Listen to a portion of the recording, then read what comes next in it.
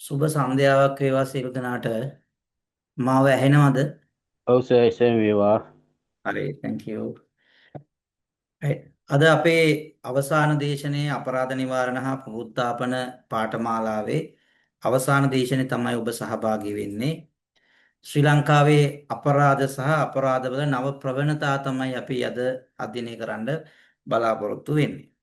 අපිට විෂය ඒකක 10ක් අපි ආවරණය කරලා තියෙනවා. ඊයේ මහාචාර්ය අනුෂා එදිරිසිංහ මහත්මිය දේශන පැවැත්වුවා. මම හිතන්නේ එතුමිය කාලගුණය අයහපත් තත්ත්වේ නිසා ඊට කලින් දවසේ දේශනේ පෑයි කළේ නිසා ඉතුරු කොටස බන්ධනාගාර සහ පුනරුත්ථාපන ක්‍රමවේද සම්බන්ධයෙන් ඔබත් එක්ක සාකච්ඡා කළා. දැනට මම මතක් කරන්න කැමතියි අපරාධ නිවාරණ හා පුනරුත්ථාපන පාඨමාලාවේ දෙවන කණ්ඩායම් වශයෙන් තමයි ඔබ මේ කටයුතු කරන්නේ. අද මේ අධ්‍යයන කටයුතු වලට අවසන් කටයුතු කරන්නේ. එතකොට මේ වෙනකොට අපිට 10 දෙනෙක් තමයි ඇගයීම් එවලා තියෙන්නේ. මම විශේෂයෙන් මතක් කරනවා අදට මේ දැන් ලොග් වෙලා ඉන්න අය ඇගයීම් එව්වේ නැත්නම් කරුණාකරලා අපිට එවන්න. සමහර විට ස්වර්ණ මුද්‍රිකාව ඔබට හිමි වෙන්න පුළුවන්. විශේෂයෙන්ම ඔබ කොපමණ ප්‍රමාණයක් මේක අත්පත් කරගත්තාද විශේෂ දැනුම කියලා අපේ සංවිධානයටත් වෘත්තීය සැලසුම් හා පර්යේෂණ ආයතනයටත් අපි මේ පාඨමාලාව තවදුරට සංවර්ධනය වෙන්න ඕන නම් මොන අංශයේද සංවර්ධනය වෙන්න ඕන කියලා අපි පසුවිපරමුකුත් ඔබෙන් ලබා ගන්නත් බලාපොරොත්තු වෙනවා. විශේෂයෙන්ම ලංකාවේ විශ්වවිද්‍යාලවල ප්‍රවීණ ආචාර්ය මහාචාර්යවරු ඔබට දේශනේ පැවැත්වුවා. මම හිතන්නේ අර බොහොම ආකර්ශනීය ලෙස දේශන පැවැත්වීමේ යම් අපහසුතාවක් තියෙන Zoom තාක්ෂණ ඔස්සේ. හැබැයි ප්‍රායෝගිකව අපිට හම් වෙලා දේශන පවත්වන්න ලැබුණා නම් තාඩුවටත් අපිට මේක සාකච්ඡා කරන්න තිබුණා. මම ඔබට සිහි ගන්නවන්න කැමතියි අපි ආවරණය කරපු විෂය එකක සමාරම්භක දින 4යි 6 වෙනිදා අපි පටන් ගත්තේ අපරාධ විද්‍යා ශ්‍රේෂ්ඨ හැඳින්වීම ජ්‍යෙෂ්ඨ කතිකාචාර්ය උදේ කුමාර අමරසිංහ මහත්මයා කළා. අපරාධ පාලනය සහ පුනරුත්ථාපන විශෝධනය කතිකාචාර්ය අමරසිංහ මහත්මයා. අපරාධ හඳුනා ගැනීම ශ්‍රී ලංකා අපරාධ මහාචාර්ය නිරංජි මහත්මිය කරන්න හිටියේ. හැබැයි ඒ වෙනුවට අපේ දේශක මහත්මියෙක් දේශන පවත්වලා තියෙනවා. අපරාධ වර්ගීකරණය හා අපරාධ යුක්ති ක්‍රියාවලිය මා විසින් සිදු කළා.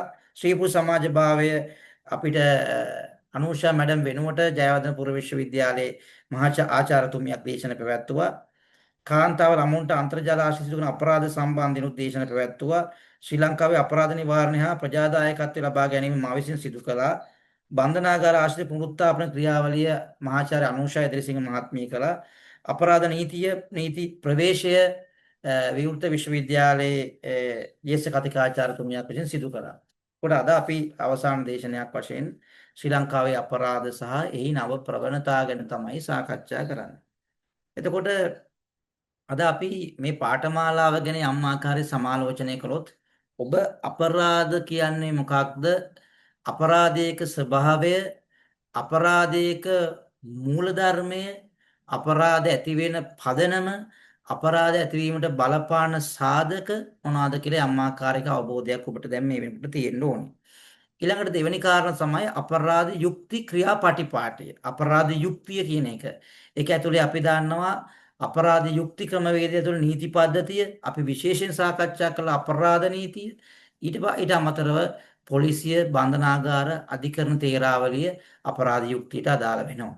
එතකොට ඊට අමතරව අපි සාකච්ඡා කළ විවිධම කාන්තාවන්ට ළමුන්ට ස්ත්‍රී පුරුෂ සමාජ භාවයේ මත ඇතිවන අපරාධ ළමා අපරාධ සම්බන්ධයෙන් විශේෂයෙන් ළමා අපයෝජනය ඒ ආශ්‍රිතව ඊට පස්සේ බන්ධනාගාර සහ පුනරුත්ථාපන ක්‍රියාවලිය. මෙන්න මේ ස්කෝප් එක තමයි මේ ප්‍රමාණය තමයි අපි ආවරණය කළේ. ඇත්තටම අපරාධ විද්‍යා ශ්‍රේෂ්ඨයේ උනන්දුවක් දක්වන ඔබ තේරුම් ගන්න ඕනේ මොහු ගැඹුරු සංකල්පත් එක්ක න්‍යාය ධර්මත් එක්ක අපි සාකච්ඡා කරන විෂයක්. විශේෂයෙන්ම ලෝකයේ අපරාධ විද්‍යාව බිහිවීමත් සමග විවිධ දාර්ශනිකයින් අපරාධ විද්‍යාඥයින් මේ අපරාධ ඇතිවීමට බලපාන සංසිද්ධි පිළිබඳ සාධක ගුරුකුල න්‍යායන් පදනම් කරගෙන තර්ක විතර්ක ඇති කළා. ඇත්තටම ලංකාවේ අපරාධ ගැන අපි අද සාකච්ඡාවට එන ශ්‍රී ලංකාවේ අපරාධ සහ එහි නව ප්‍රවණතා. ඒ කියන්නේ ලංකාවේ එදා සිට අද දක්වා අපරාධ පැවතෙනවා. ඒව එක්තරා හැඩයක වෙනස් වීම තියෙනවා. 90 දශකයේ 70 දශකයේ 60 දශකයේ ගත්තාම 60 දශකයේ ලංකා සමාජයේ පරිසරය නෙමෙයි 70 දශකයේ වෙන්නේ. 70න් පස්සේ 77න් පස්සේ විවෘත ආර්ථිකයත් එක්ක ලංකා සමාජ ආර්ථික දේශපාලන වටපිටාව වෙනස් වීමත් එක්ක ඒ සොසයිටි එක වෙනස් හැඩයක් ගන්න. විවිධ විප්ලව අරගල ගැටුම් එක්ක සමාජය වෙනස් වෙනවා. ඒ වෙනස් වීමේ ක්‍රමවේදය ඇතුලේ අපරාධත් වෙනස් වෙනවා. අපරාධවල ස්වභාවයත් වෙනස් වෙනවා. අපරාධ කාර්යයත් වෙනස් වෙනවා. අපරාධ වින්දිතයාගේ ස්වභාවයත් වෙනස් වෙනවා. අපි අපරාධ විද්‍යාත්මක සාකච්ඡා කරනවා මෙන්න මේ වෙනස් වීම ඇතුලේ නව අලුත් ප්‍රවණතා නව නිව් ට්‍රෙන්ඩ්ස් මොනවාද කියලා අයිඩෙන්ටිෆයි කරගන්න ඕනේ. අපි ඇත්තටම ඇයි මේ විෂය ඉගෙන ගන්න? ඔබ මම ඇයි මේක අධ්‍යයනය කරන්නේ? සමහර අයට ඉන්න පුළුවන් මේක අධ්‍යයනය කරාම වෘත්තිමය වශයෙන් මේ ශ්‍රේෂ්ඨ වැඩ කරන්නෙකුට විෂය දැනුම ලබා ගන්න පුළුවන්. සමාජ සේවයේ අපරාධ විද්‍යා ශ්‍රේෂ්ඨය සම්බන්ධයෙන් ඉගෙන ගන්න කෙනෙක් වෙන්න පුළුවන්. සමාජ ක්‍රියාකාරකෙක් වෙන්න පුළුවන්. එහෙමත් නැත්නම් ඔබ නීතිය දැන සිටීම අපරාධ ඇතිවීමේ ප්‍රවණතාවය අධ්‍යයනය කිරීමේ තුළින් මේවට ගොදුරු වීමේ අවදානමෙන් අඩු වෙන්න පුළුවන්. සමාජය දැනුවත් කරන්න පුළුවන්. ඔබ යවට පරිසරය දැනුවත් කරන්න පුළුවන්. රයිට්. ඒකට අපි මෙවැනි අධ්‍යයනයේ අවශ්‍යතාවක් තකා ඔබ මේ පාඨමාලාව ඉගෙන ගත්තා. ඒකට අපි තවදුරටත් මේක අධ්‍යයනය කරන්න ඔබ බලාපොරොත්තු වෙනවා නම් අපි ඉදිරියේදී ඩිප්ලෝමා පාඨමාලාවක් හඳුන්වා දෙන්න ඉන්නවා.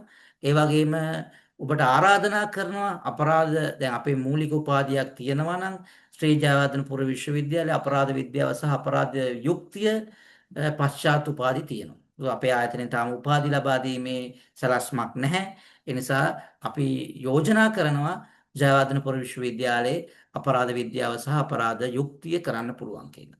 ඒ වගේම අපේ පාඨමාලා වගේම ඊට වැඩි ගුණාත්මක මම කිය ගුණාත්මක කියලා දාගෙන විශ්වවිද්‍යාලයේ ජාතික විශ්වවිද්‍යාල පද්ධතීන් සහතික පත්‍රය නිකුත් කළාම ඊට වැඩිය වටිනාකමක් තියෙනවා. ඉතින් අපරාධ විද්‍යාව සම්බන්ධයෙන් ඩිප්ලෝමා පාඨමාලාවල් තියෙන ඔබ විශ්වවිද්‍යාලවල ආචාර්යවරු හම්බෙලා අපිට මේ ඉගෙන ගැනීමේදී වැදගත්ම වෙන්නේ පර්යේෂණ කරන්න ඕනේ.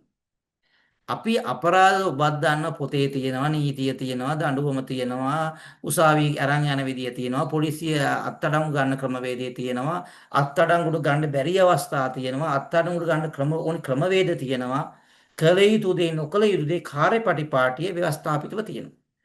ඕක ඉගෙන ගැනීම නෙවෙයි අපේ කාර්යභාරය. සමාජයේ අපරාධ ඇතිවීම තේරුම් අරගෙන එවැනි අපරාධ නැවත සමාජය තුල ඇති නොවන ආකාරයට වැඩපිළිවෙළ සකස් කරන්න.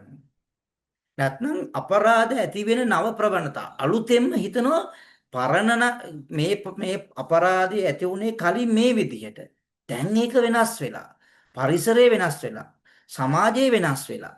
ඒ වෙනස් වීමට බලපාපු සාධක මොනවාද? මෙන්න මේවා අපි අධ්‍යයනය කරන්න ඕනේ. මොකද අපි හැම වෙලේම අපරාධ විද්‍යාඥයන්ගේ කාර්යභාරය තමයි නීතිඥවරයාගේ හෝ නඩුකාරයාගේ කාර්යභාරය නෙවෙයි. නඩුකාරතුමාගේ තියෙන්නේ සාක්ෂි ඉදිරිපත් කරනවා, නීතියේ මූලධර්මයේ බලනවා, වගන්ති ටික බලනවා, තර්ක විතර්ක ගන්නවා, සාධාරණ සැකයෙන් ඔබට ඔප්පු කරලා තියෙනවා නම් ඔවුන්ට උපරිම සහ අවම දඬුවම මොකක්ද කියලා අපරාධ නීතිය දීලා තියෙනවා. එකෙන් අදාළ දඬුවම පනවන්න. මේ process එක බොහොම සරල කාරණාවක් කිව්වේ. හැබැයි අපරාධ විද්‍යාඥයන්ට ඒක ඉගෙනගෙන වැඩක් නැහැ. දැන් ඔබ මේ ඉගෙන ගත්තේ අපරාධ විද්‍යාත්මක මුහුණුවරින් අපරාධ නිවාරණය හා පුනරුත්ථාපන පාඨමාලා. එතකොට ඔබට තියෙනවා මේ විෂය දැනුමත් එක්ක මේ අපරාධ මූලධර්ම හොයන්න. අපරාධ ඇතිවීමේ ප්‍රභවයන් හොයන්න. එතකොට ඒක තේරුම් ගත්තාම අපි කොහොමද ඒක පර්යේෂණ කරන්නේ? මොකද්ද හොයලා බලන්නේ? අපි බැලූ බැල්මට අපි හිතනවා මේ අපරාධය ඇති වෙන්න බලපාන හේතුව මෙය විය හැක කියලා. අපි කලින් කතා කළා මේක ඔබෙන් ප්‍රශ්න ඇහුවා මේක තමයි සර් මෙන්න මෙහෙමයි අපරාධය ඇති වෙන්නේ. හැබැයි පර්යේෂණාත්මක හෙව්වහම සැබෑ හේතුව අපි හිතන දේ නොවිය හැක. එනිසා පර්යේෂණාත්මක ඇහැකින් අපරාධ දිහා බලලා ඒ නිගමන සමාජයට ඉදිරිපත් කරලා ඒවා නිවාරණය කරන්න පාලනය කරන්න වැඩපිළිවෙල සකස් කරන්න ඕන. සමාජ විද්‍යාඥයන්ගේ කාර්යයත් ඒ වගේ සමානයි. සොසයිටි එකේ ඇති වෙන ගැටලු අවබෝධ කරගෙන කලින් පුරෝකථනය කරලා ඒකට සැලැස්මක් ඉදිරිපත් කරන්න ඕනේ. හැම විශේෂේෂයක්ම සමාජයට සේවාවක් කරන විෂයන් වෙනවා. ඉතින් ඒ නිසා දැන් අපි නැවත යනවා අපේ මාතෘකාවට. ඒ නිසා මම ආරාධනා කළා ඔබ තමුන්නාන්සේලාට අර අසයින්මන්ට් එවන්න අපිට හෙට දිනේ ඇගයීම් කටයුතු ආරම්භ කරනවා. මොකද අපිට තව දින කිහිපයයි තියෙන්නේ.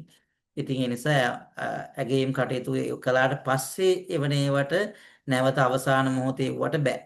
ඒ නිසා හෙට ඔබ හවස 3ට කලින් ඔන්ලයින් මගින් මේක එව්වොත් බලන්න පුළුවන්. ඊට පස්සේ ලැබෙන ඒවා ප්‍රතික්ෂේප කරනවා. කාර්යාල දැනුවත් කරනවා. මොකද අපි කාර්ය බහුල වැඩ කරන්නේ මේක දැනුවත් කළා ඔබට අවස්ථා දෙකකදී.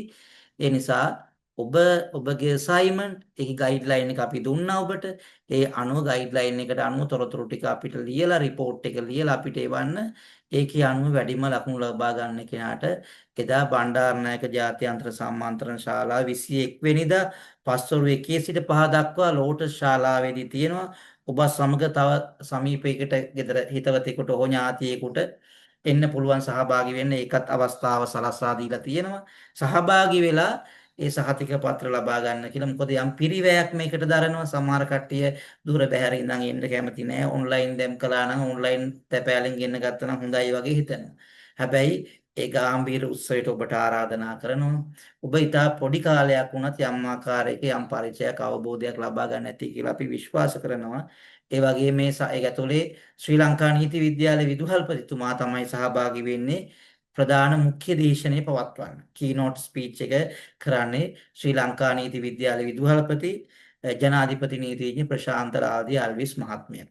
ඒ නිසා ඔබගේ උත්සවයේ ඉතාමත්ව විචිත්‍රත්වය පවත්වන්න අපරාධ නිවාරණය හා පුනරුත්ථාපන ජාත්‍යන්තර සංවිධානය සැලසුම් කරලා තියෙනවා. ඒ වගේම ඉතාමත්ම වටිනා ජාත්‍යන්තර වශයෙන් පිළිගත් සහතිකයක් අපරාධ නිවාරණ හා පුනරුත්ථාපන ජාත්‍යන්තර සංවිධානය සමගින් වෘත්තීය සැලසුම් සහ පර්යේෂණ ආයතනය මේ දෙකම ඒකාබද්ධ වෙලා තමයි ඔබට සහතික පත්‍ර නිකුත් කරන්නේ. අපරාධ විද්‍යා ශාස්ත්‍රයේ මහාචාර්යවරු දෙන්නෙක් සහ ඒ ඉන්ස්ටිටියුට් එකේ ඉන්න අධ්‍යක්ෂවරයෙක් අත්සන් කරලා වටිනා සහතික පත්‍රයක් ඔබ ඉගෙනගත්ත කෝස් කන්ටෙන්ට් එක ඇතුළත් කරලා ලබා දීලා තියෙනවා. ලබා දෙන සැලසුම් කරලා තියෙනවා. ඒ නිසා ආරාධනා කරනවා මේ පණිවිඩ ටිකත් මම කියන ගමන් තමයි ආරම්භ කරන්නේ.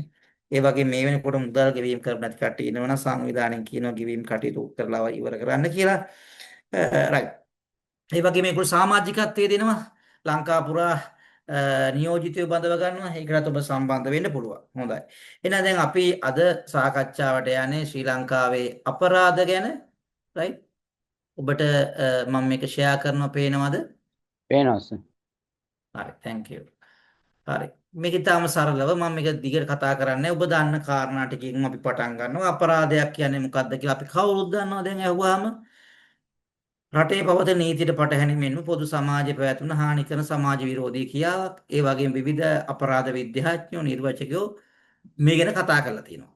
නීතියට පටහැනි වෙනවා සමාජය හා පැවැත්මට හානියක් කරනවා අපි කියන එක අපරාධයක් කියලා. මේක කාලීන වෙනස්කම්. දැන් අපි ගන්නේ අපරාධ ශ්‍රී ලංකාවේ අපරාධ වෙනස් වීමේ නව ප්‍රවණතාවනේ.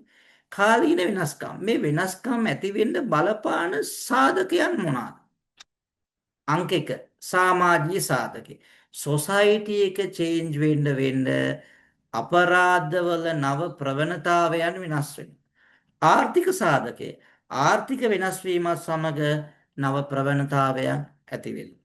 දේශපාලන වෙනස් වීම ඒකත් එක්ක නව ප්‍රවණතාවයන් ඇති වෙනවා. තාක්ෂණික දියුණුව ඒකත් එක්ක අපරාධවල නව ප්‍රවණතාවයන් වෙනස් වීම ඇති වෙනවා. මොනවාද මේ සමාජීය තත්වයන්? ග්‍රාමීය ගැමි සමාජ ක්‍රමයේ වෙනස් වෙලා නාගරික පැල්පත් වාසී මුඩුක්කු සමාජ ක්‍රමයක ඇතුළේ පරිවර්තනය වෙනවා. ඒකට ගමේ තියෙන පරිසරය නෙමෙයි සමාජීය තත්වය නෙමෙයි මුඩුක්කු ආශ්‍රිතව තියෙන්නේ. පැල්පත් නිවාස ආශ්‍රිතව තියෙන්නේ. ඒ තත්වය නෙමෙයි අපි මුහුදුබඩ ප්‍රදේශවල තියෙන ජීවත් වෙන පැල්පත් නිවාසවල තියෙන්නේ. ඒ බෙල්ට් එකේ ජීවත් වෙන මිනිස්සුන්ගේ. හැවතුම් පැතුම් සිරිත් සමාජ ධර්මතාවයන් වෙනස්. එතකොට සමහර ප්‍රදේශවලට ආවේනික අපරාධ ඇති වෙනවා. සමාජීය වෙනස්කම් කාලයත් එක්ක අවස්ථා එක්ක සමාජය වෙනස් වෙනවා. අපි දකින ඔබ දැන් ඔබේ වයසත් එක්ක ඔබ කුඩා කාලේ ඔබේ සමාජය right අපේ ගම්වල ඉස්සෙල්ලාම හිටිය හරක් කොරු කියලා જાතියක්. හරකෙක් තියාගන්න බෑ හොරකම් කරන. කුඩා කාලේ අපේ ගමේ රත්නපුරේ. ඒකට ගම්වල හරක් කොරු හරියට ඉන්නවා. ඉතින් අපි ඒ ගම්වල ඊයස්සේ නැත්නම් වවන දේවල් කඩාගෙන යන පොල් කඩන හොරු ඉන්නවා. දැන් ඉතින් මේ නාගරික ප්‍රදේශවල පොල් හොරු නැහැ. පල් හොරු ඉන්නේ. ඒ කියන්නේ අර ඒ ප්‍රදේශයත් එක්ක සමාජීය අවශ්‍යතාවට හොරකමත් වෙනස් වෙනවා. සිද්ධිය හොරකම හැබැයි දැන් පොල් ගස් නැත්නම් පොල් කඩන මේ හොරුව නැති බෑනේ. වත්ත සුද්ධ කරගන්න දැන් අපි ගන්න කාරණාව තමයි අපරාධ සංසිද්ධිය සමාජීය පදනමෙන් සාකච්ඡා කරන්න. සොසයිටි එක හරිය වෙනස්. නාගරික සමාජය ඇතුලේ තියෙන සංකීර්ණ ප්‍රපංචයන් තුළ ඇතිවන සංසිද්ධි මත ගොඩනැගෙන අපරාධ නෙමේ ග්‍රාමීය මට්ටමේ තියෙන්නේ. අපරාධය අපරාධයමයි. හැබැයි ඒ ස්වභාවය අපරාධ කරුවාගේ ස්වභාවය අපරාධ කරන ප්‍රැක්ටිස් එක අපරාධ කරන ටැක්ටිස් එක එහෙම නැත්නම් අපරාධ වින්දිතයා මොනම ආකාරයකද පීඩාවටපත් වෙන්නේ. ඉතින් මේවා යම් ආකාරයක වෙනස් මුහුණුවරක් ගන්න. අපි දන්නවා වැඩවසන් සමාජ ක්‍රමය, රදළ සමාජ ක්‍රමය, ධනවාදී සමාජ ක්‍රමය, ඊළඟ නූතන තාක්ෂණ දියුණු සමාජ ක්‍රමය. මේ සමාජ ක්‍රම ඇතුලේ පරිවර්තන ඇතුලේ ඉතිහාසයේ පුරා අපරාධ තිබුණා. අපරාධ වාර්තා වීම ඉතාම අවමට්ටමක තිබුණා. හැබැයි දැන් ඊට වෙනස් ආකාරයක අපරාධ වාර්තා වීම වෙනවා. දැන් අපි සමාජීය වශයෙන් සාකච්ඡා කරන කාලීන වෙනස්කම් ඇති වෙනවා. කාලය සමග සමාජීය සාධකත් එක්ක වෙනස් වෙනවා. ඊළඟට තමයි ආර්ථික සාධකය. ඔබ අහලා ඇති අපේ රටේ ආර්ථික තත්ත්වයක් එක්ක ආර්ථික වෙනස් වීම මත අපරාධ ඇති වෙනවා. අපි දන්නවා විවිධ ආර්ථික ගැටලු වලට අපේ රට මුහුණ දුන්නා. ආර්ථික පරිවර්තනයන් වලට අපි මුහුණ දීලා තියෙනවා. ආවෘත ආර්ථිකයක් සිරිමාව බණ්ඩාරනායක මැතිණිය කාලේ බහලා ඇති විවෘත ආර්ථික ක්‍රමයේ තිබුණේ නැහැ. දේශීය නිෂ්පාදන අගයන සොසයිටි එක සමාජයක් තිබුණා. ඒ සමාජය ඇතුලේ බහුජාතික සමාගම් වගේ දේවල් වලට ඇතුළු වීමේ යම් ඉඩකස තිබුණේ නැහැ. ඒ ඇතුළේ ඒ අර්ථ ක්‍රමයේ ඇතුළේ අපේ රටේ මිනිස්සුන්ට යම් ආකාරයේ ආර්ථික ප්‍රශ්න ගැටලු පීඩාවල් තිබුණා. අපි දන්න කාලේ කියනවා හාල් පොල්ල, මිරිස් පොල්ල, මේ ආදි වශයෙන් පොල්ලක් කියන අර තහංචි තිබුණා යම් සීමා තිබුණා. මේ ඇතුළේ මිනිස්සු යම් පීඩාවටපත් වුණා. ඒ යුගෙත් යම් ආකාරයේ කලහකාරී, අරගලකාරී සොසයිටි එක නිර්මාණය වෙමින් තිබුණා. පස්සේ අපි දන්නවා ජේ.ආර්. ජයවර්ධන මහත්තයා ඇවිල්ලා 77 ආර්ථික ප්‍රතිපත්ති ඉදිරිපත් කළා. 78 ආණ්ඩු ක්‍රම ව්‍යවස්ථා ප්‍රතිසංස්කරණයක් ඇති කරන 78 ආණ්ඩු ක්‍රම ව්‍යවස්ථාව. හැබැයි ඒවත් එක සමාජීය පරිවර්තනය ඒ වගේම ආර්ථිකමය තීන්දුව ගන්න ඒවා වෙනස් වුණා. ඒකත් එක්ක විවිධ තාක්ෂණික මෙවලම් විවිධ සංස්කෘතික උපාය මාර්ග සංසිද්ධි සමාජයේ මහ විශාල ආකාරයේ වෙලා ගන්න ගියා. ලිංගිකත්වය ගැන ලිංගිකත්වයේ ආකාරයේ අපරාධ නිර්මාණ වීම සම්බන්ධයෙන් විවෘත අර්ථ ක්‍රමයක් එක්ක සාකච්ඡාව ඇති වෙන්න පටන් ගත්තා. සමහර අපරාධ මෙහෙම ඒවා තියෙනවා කියලා සොසයිටි එක ඇතුලේ සාකච්ඡාව ගන්න මේ ඕපන් ඉකොනොමික බලපෑවා. එහෙනම් ආර්ථික සාධක තියෙනවා. ඒ වගේ ආර්ථික කඩාවැටීම් අපි දන්නවා ඔබ තමුන්නාසල මතක ඇති පහුගිය කාලේ ස්ට්‍රගල් එක අරකවේ. ආර්ථික ලොකු ප්‍රශ්නයක් ආවා. කොවිඩ් කාල සීමාව තුළ සංචරණ සීමා වුණා. ඒ වගේ නිෂ්පාදන අර්ථ ක්‍රමේ කඩා වැටුණා. මිනිස්සු අතේ සල්ලි නැති වුණා. ආණ්ඩුවෙන් සල්ලි දුන්න යම් ප්‍රමාණයක්. ඒ ජීවත් වෙන ප්‍රමාණවත් මදි. සල්ලි තිබුණත් බඩු මිලදී ගන්න බැරි වුණා. මේවත් එක සංකීර්ණ සමාජය ඇතුලේ යම් ආකාරයේ ප්‍රශ්න නිර්මාණය වුණා. ඒකත් බලපානවා වෙනස්කම් වලට.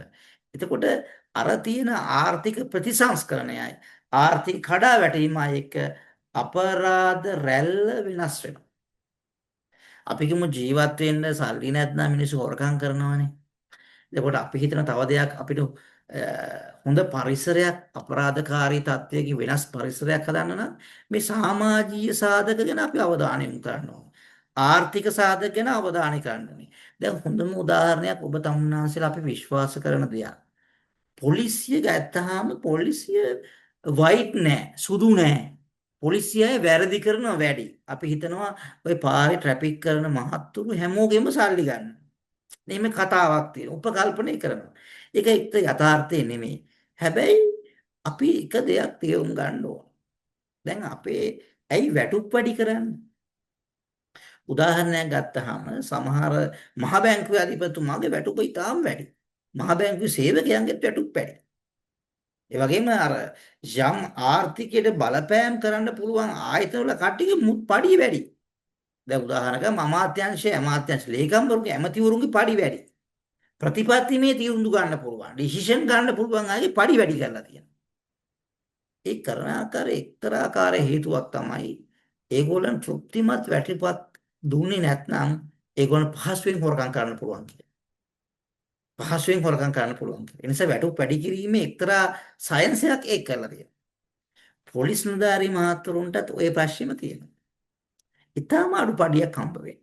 ඒ නිසා අපි ඔවුන්ගේ ආර්ථිකයේ ශක්තිමත් නොකර හොරකම් කරන්න එපා කිව්වොත් එයාට මතක් වෙනවා දරුවට ටියුෂන් සල්ලි ගෙවන්න තියෙනවා. අද එනකොට පොඩි පුතාගේ සපත්තිය කැඩලා තියෙනවා. සපත්තු දෙකක් අරන් එන්න ඕනි. මේස් දෙක උට්ටමක් අරන් එන්න ඕනි කියලා මතක් වෙනවා සාජන් මහත්තයාට. ඒ ඇතුලේ අපේ කෙනෙක් ඉරි කපලා සර් මොනවා හරි පොඩි උදව්වක් කරලා යන්න පුළුවන් කියලාත් කියනවා. සාජන් මහත්තයා කියන මට පුළුවන් ඔබතුමාට පොඩි උදව්වක් කරන්න කියලා. අනේ අපි යවන්න කියලා. දැන් අරයට සෙරෙප්පු කුට්ටමත් මතක් වෙනවා. අරයා කියන උදව්වකුත් කරන්නම් කියලා. අපි හොරකමට අල්ලසට සමහර මිනිස්සුන්ගේ විඥාණය විනාශ කරන්න. එයාගේ සංවේදී තැන් මතක් කරලා දෙන්න. අයියෝ සාජන් මහත්තයා ඔය පොලිසිය මේ උසාවිය දාගෙන දඟලන්න එපා. ඔයා කීයක් හරි ගන්නකෝ. එතකොට ප්‍රශ්නේ ඉවරයි. කෙලින්ම කතා කරන සමාජයක් ඇතිලා තියෙනවා. හැබැයි මේ මම කියන්න ගත්තේ සරල කාරණාව. ඉකොනොමිකල් සාධකයේ ආර්ථික සාධකයේ නිසා අපරාධ ඇතිවීමට බලපාන. ඒ වගේම නව ප්‍රවණතා ආර්ථික කඩාවැටීමත් එක්ක අපි දකිනවා සමහර හොරකම්, සමහර තක්කඩිකම්, සමහර කලහකාරී තත්ත්වයන් ඇති වෙන වැඩි. රයිට්? එතකොට ස්ට්‍රගල් එක ඇති වෙන ඇතුලේ මේ හොරකම නෙමෙයි. ඒ සමාජ පීඩනය ඇතුලේ ආණ්ඩුවට එරෙහිව, රජයට එරෙහිව යම් ආකාරයේ ප්‍රචණ්ඩ ක්‍රියා ඇති වෙනවා. ඒක බලපාන අපි බැලූ බැලමට සරල ප්‍රචණ්ඩ ක්‍රියාවක්. හැබැයි ආර්ථික සාධකයේ බලපාලා, දේශපාලන සාධකයේ බලපාලා, දේශපාලන පරිවර්තන වෙන හැම වෙලාවම ප්‍රචණ්ඩත්වයේ ඇති වෙලා තියෙනවා. අපි දන්නවා විවිධ දේශපාලන කැරලි තිබුණා, කාලකෝලහල තිබුණා. ඒ නිසා මේවා ආකාරයේ බලපානවා. ඉතින් අපි තා කෙටියෙන් ඉස්සරහට අපි දීර්ඝ වශයෙන් සාකච්ඡා කරනවා. තාක්ෂණික දියුණුවත් සමග ටෙක්නොලොජි එකත් එක්ක තියෙනවා. ඉස්සර තියෙනවා තැපෑල මගින් කරන වැරදි තියෙන. තැපෑලේ හොරකම් කරනවා. තැපෑලේ ලියුම් හංගන. පණිවිඩය යවන්නේ නැහැ. හරි. ඒ වගේම අනුතුරු ඇගවීම් කරනවා. පෙත්සම් කැලෑ පැත්තට ගහනවා. දැන් මේ ඒ කල්චික ඉවරයි දැන්. හැබැයි දැන් මූණු පොතේ වීඩියෝ පටිත ඉදිරිපත් කරනවා. ඒ වගේම AI තාක්ෂණයෙන් වැරදි ආකාරයේ නිර්මාණය කරලා ඉදිරිපත් කරනවා ඒගොල්ලන් කීර්ති නාමය හානි කරන්න. ඒකට අපිට එදා තිබුණු තාක්ෂණික මේවලම් භාවිත නෙවෙයි මෙදා තියෙන්නේ.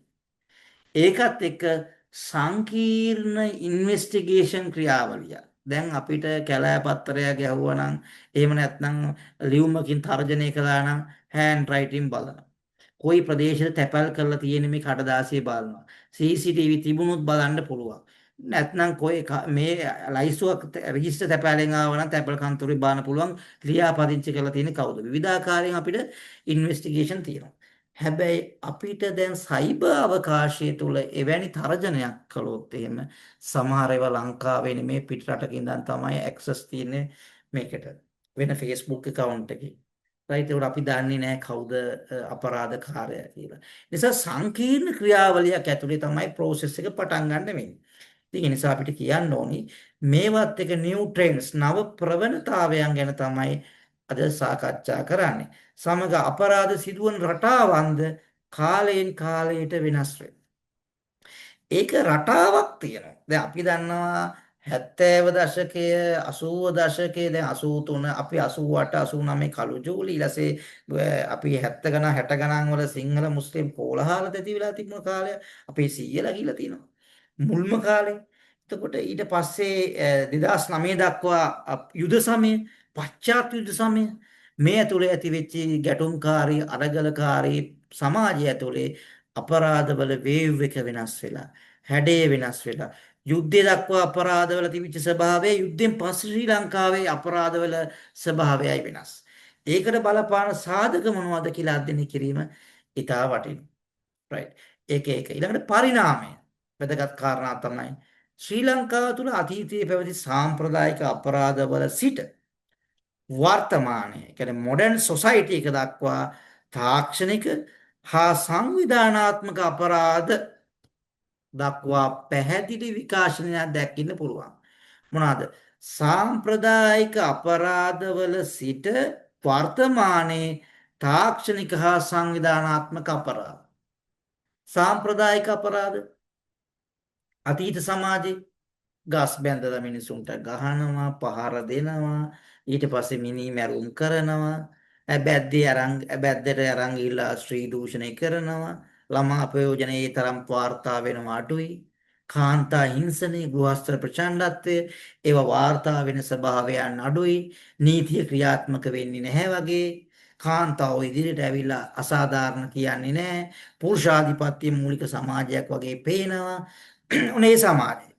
හැබැයි ඒක ටර්න් වෙනවා, වෙනස් වෙනවා සොසයිටි එක ඇතුළේ. සමහර විට ගෘහය ඇතුළේ පුරුෂයා පීඩාවට පත්වන අවස්ථාවක් තියෙනවා. ශ්‍රී ලංකාවේ දන්නේ සංග්‍රහයේ තව දෙයක් තියෙනවා. ස්ත්‍රී දූෂණේ වරද තිබුණාට පුරුෂ දූෂණය කියලා වරදක් නැහැ. උඩ සමහර ලෝකීය රටවල් වල පුරුෂ දූෂණය කියලා වරදක් තියෙනවා. සමහර රටවල් වල තියෙන දැන් මැඩගස්සරේ වගේම පිරිමින්ට සොසයිටි එක ඇතුළේ ලොකු කරදර තියෙනවා. ඉතින් අපි තේරුම් ගන්න ඕනි ඒ එක එක රටවල් වල එක එක සමාජ ක්‍රමයේ අනුව තමයි ඒ නීති රීති හර පද්ධතින් ක්‍රියාත්මක වෙන්නේ. අපේ රටේ සංස්කෘතික සන්දර්භය ඇතුළේ තමයි අපි මේ සාකච්ඡාව අරන් යන්නේ. right. ඊට වර්තමාන ප්‍රවණතාවය අපි සාකච්ඡාවට ගන්න කාරණාව වර්තමාන සමාජය තුළ විශේෂයෙන්ම සයිබර් අපරාධ. ඔබ සමහර කට්ටිය අපේ සයිබර් පාඨමාලාව කළ අන්තර්ජාල අපරාධ හා අපරාධ පුවත් වාර්තාකරණය කියලා සයිබර් අපරාධ ඉහළ මට්ටමේ තියෙනවා. ජාත්‍යන්තර මත්ද්‍රව්‍ය ජාල සහ සංකීර්ණ මූල්‍ය වංචා ශීඝ්‍රයෙන් ඉහළ යලා තියෙනවා. අපි OTP අරගෙන වංචා කරනවා. රයිට් ඒ වගේම පිරමීඩ් සිස්ටම් එකේ ඇතුලේ මුදල් වංචාවල් කරනවා.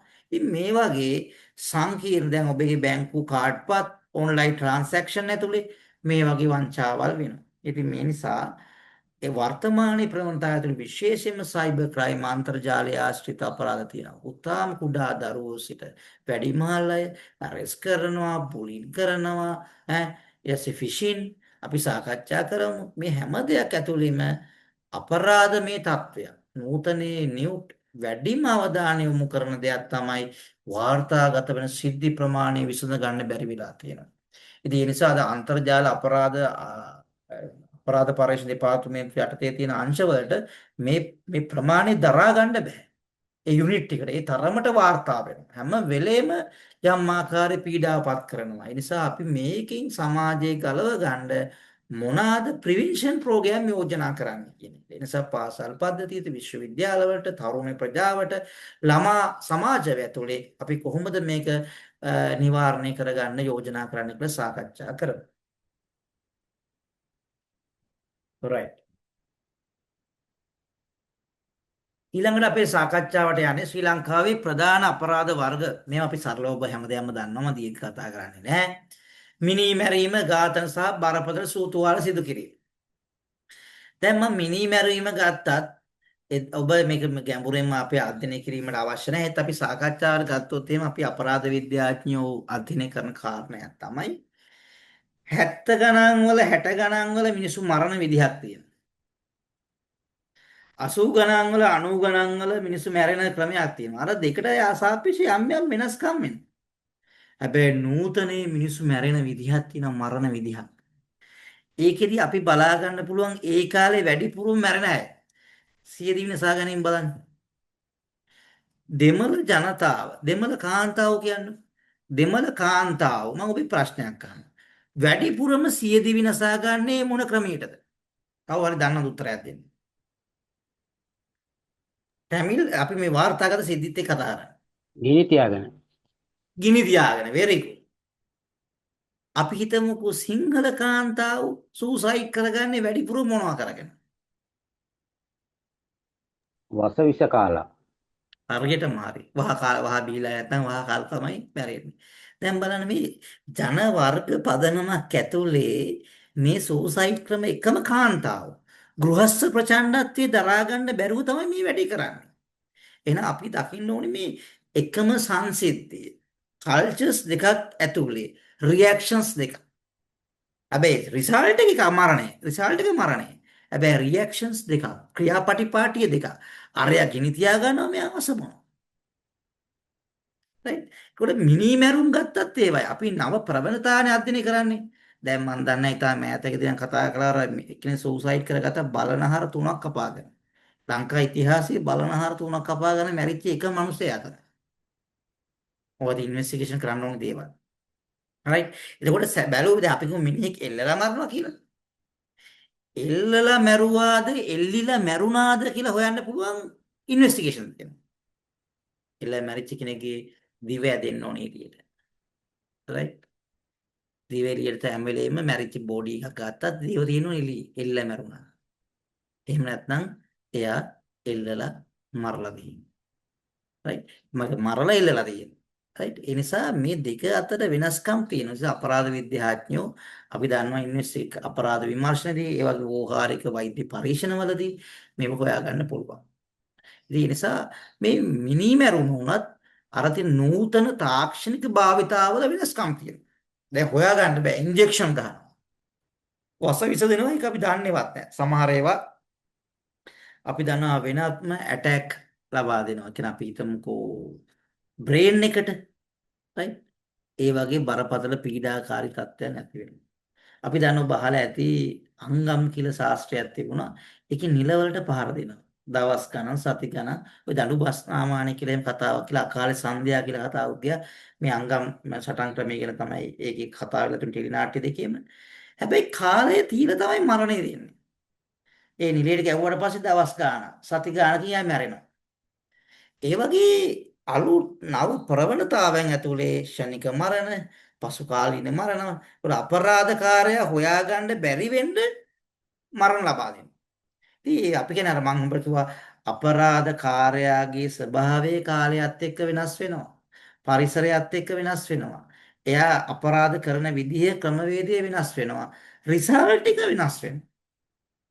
ඒකේ තේරුම් ගන්න ඕනේ. ඝාතනයේ මනුෂ්‍ය ඝාතනයත් ඒ වගේ. ඝාතන සහ බරපතල තුවාල සිදු කිරීම හරිය වෙනස්. right. එතකොට ඔය අපරාධ විමර්ශන ක්‍රියාවලියදී මම ඔබ ටිකක් වෙනස් පැත්තකට සාකච්ඡා කරන්නේ. විමර්ශන ක්‍රියාවලියේදී අපි දැකපු දේවල් තමයි. එක්තරා මට මතක හැටියේ බෝගම්බර බන්ධනාගාරේ වෛද්‍යවරයෙක් අත්අඩංගුවට ගත්තා. එයා ඉස්සර ගතවගේ මරණ දඬුවම දීලා තමාගේ බිරිඳ සහ දරුවා කපලා මරලා. එතකොට මේ හරි ලේසියෙන් අපරාධ දෙපාර්තමේන්තුව විමර්ශන දෙපාර්තමේන්තුව ඉන්වෙස්ටිගේෂන් ඩිපාර්ට්මන්ට් එකේ මේගොල්ලෝ අත්අඩංගුවට ගන්නවා මේ වෛද්‍යවරයා මේ කැපුම් තුවාලවල ස්වභාවය තේරුම් අරගෙන හරියට කපලා තියෙන්නේ ඔපරේෂන් එකකට මසල්ස් කපන විදියට. දැන් අපිට කපන්න ගියාම අපි කපන විදිහ නෙමෙයිනේ. දැන් ගෙදර හැමදාම බුයන අම්මා කපන්න ගියොත් මොකක් හරි මැල්ලුම් කපනවා කපයි. ඇයි හැම වෙලෙම තියෙන්නේ මැල්ලුම් කපලා පුරුද්දක් තියෙන්නේ. උඩ වෛද්‍යවරයා ශල්‍ය වෛද්‍යවරයෙක්. වසර ගණනාවක ශල්‍ය වෛද්‍යවරයෙක්. එයා මේ ටූල් එක අල්ලලා තියෙන්නේ සමාන්තර කැපුම් තුවාල ගිහිල්ලා තියෙන්නේ. හරියට වෛද්‍යවරයෙක් කපලා තියෙනවා වගේ. ඒ නිසා මේ මරණයේදී ප්‍රධාන වශයෙන් සැකලා වෛද්‍යවරයා.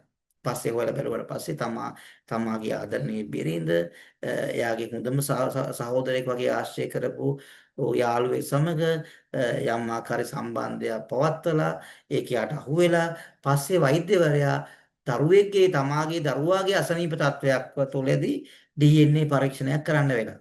දරුවාගේ DNA බලද්දි තාත්තගේ DNA එක කොයි හරි මොකක් හරි පරීක්ෂණදී ටැලි කරද්දි ඒක ටැලි වෙලා නැහැ. පස්සේ තමාගේ මිත්‍රයා මොකක් හරි අසනීපේ තත්ත්වයක් ඇති වෙච්ච වෙලාවේ ඒකෙත් ওই පරීක්ෂණයක් ඇතුලේ ඒ DNA මිත්‍රයාගේ DNA සහ දරුවාගේ DNA සමාන්තර වෙලා ඒ නිසා ඒ හටගත් කූපේ නිසා මේ දෙන්නව ඝාතනය කළා කියලා තමයි වාර්තා වෙන්නේ. ඉතින් අර ස්වභාවය අපරාධකාරයාගේ පැට්‍රිස් එක අනුවත් ඒ අපරාධ ක්‍රියාපටිපාටි කරන විදිය ක්‍රමවේදයේ වෙනස්කම් තියෙනවා. ඉතින් අපි තේරුම් ගන්න ඕනේ අපි මේ වෙනස්කම් ඇති වෙන ප්‍රවණතාවය උනේ මිනි මරණ විදිය, මිනි මැරෙන විදිය, ඊළඟට ඒව භාවිතා කරන ටූල්ස් මේ ඔක්කොම කාලයත් එක්ක වෙනස් වෙනවා. අපි මේක පරණ විදියටම හිතාගෙන හිටියොත් මේක තමයි මරන්නේ, මේ ක්‍රමෙට තමයි මරන්නේ කිව්වොත් ඒක වැරදි. අපිට ඒ නිසා මේ වෙනස් වීම ගැන අපිට ගැඹුරින් අධ්‍යයනය කරන්න වෙනවා අපරාධ විද්‍යාඥයන්ට. right? ඊළඟට ලිංගික අපරාධ හා ළමා අපයෝජන බහුලව වාර්තා වෙනවා. ඇයි මේ ලිංගික අපරාධ වැඩි වෙන්නේ? ළමා අපයෝජන වැඩි වෙන්නේ. දැන් බලන්න වාර්තාගත සිද්ධියක් ඇතුළු අපේ ප්‍රසිද්ධ ස්වාමීන් වහන්සේ නමක් ළමා අපයෝජනයේ සම්බන්ධයෙන් බරපතල සිද්ධියක් රටක් බලා ඉන්න. යම් කොටසක් ආගම අල්ලන් ඉන්නවා, සමහර කොටසක් දරුවෙක්ගේ අයිතිවාසිකම් අල්ලන් ඉන්නවා. මූණු පොතේ ඉන්න කට්ටිය නීතිය ක්‍රියාත්මක කරලා දඬුවම් දීලා යුක්තිය ක්‍රියාත්මක කරලා ඉවරයි. ඒ නිසා මතක තියාගන්න ඕන දෙයක් මෙවැනි සංවේදී කාරණාවල් වලට යුක්තිය ක්‍රියාත්මක කරන්න කියලා විවිධ තර්ක විතර්ක කරන සමාජ මාධ්‍ය දාලා හරහා අපරාධකාරයට බේරෙන්නත් පුළුවන්. අපරාධ වින්දිතයා නැවත නැවත වින්දිත භාවයට පත් වෙනවා. දරුවගේ ගම, දරුවගේ අම්මා තාත්තා, දරුවගේ වයස, දරුවා නැවත නැවත රේප් වෙලා මේ අපයෝජනක් වෙලා තියෙන විදිය, දරුවා විකුණුවා කියනවා, විකුණුවා අම්මා සම්බන්ධ වුණා කියන මේක ඇතුලේ මහා සංකීර්ණ ඒ දරුවට සමාජයට ආයේ එන්න බැරි විදියට සමාජ මාධ්‍යාලාකාරයෝ විනාශ කරනවා. ඉතින් ඒ නිසා ලෝකයේ වෙනත් රටවල් වල, දියුණු රටවල් වල අපරාධ විමර්ශන කාර්යපටිපාඨයේදී අඩුම ගානේ සමීප ඥාතියෙක්වත් දන්නේ නැහැ මේ ඉන්වෙස්ටිගේෂන් ක්‍රමය. ඉතින් ලංකාව හරි දුප්පත් එවැනි තත්ත්වයක් වල. නිසා ඉගෙන ගන්න ඔබට ආරාධනා කරනවා අපි සමාජයේ සවි බල ගන්නවමු මෙවැනි අපරාධ මෙහෙයවීම අපරාධ අනාවරණය කරගන්න සමාජ පරම වගකීමක් තියෙනවා. අපරාධ වින්දිතයව නැවත ආරක්ෂා කිරීම. නැතුව ඇය නැවත සමාජයට යන්න බැරි මට්ටමට ඔහු නැවත සමාජයකට යන්න බැරි මට්ටමකට බරපතල අපරාධ තත්ත්වයකට තල්ලු කරන්න මේ නිව් මීඩියා තාක්ෂණික භාවිතය තියෙනවා.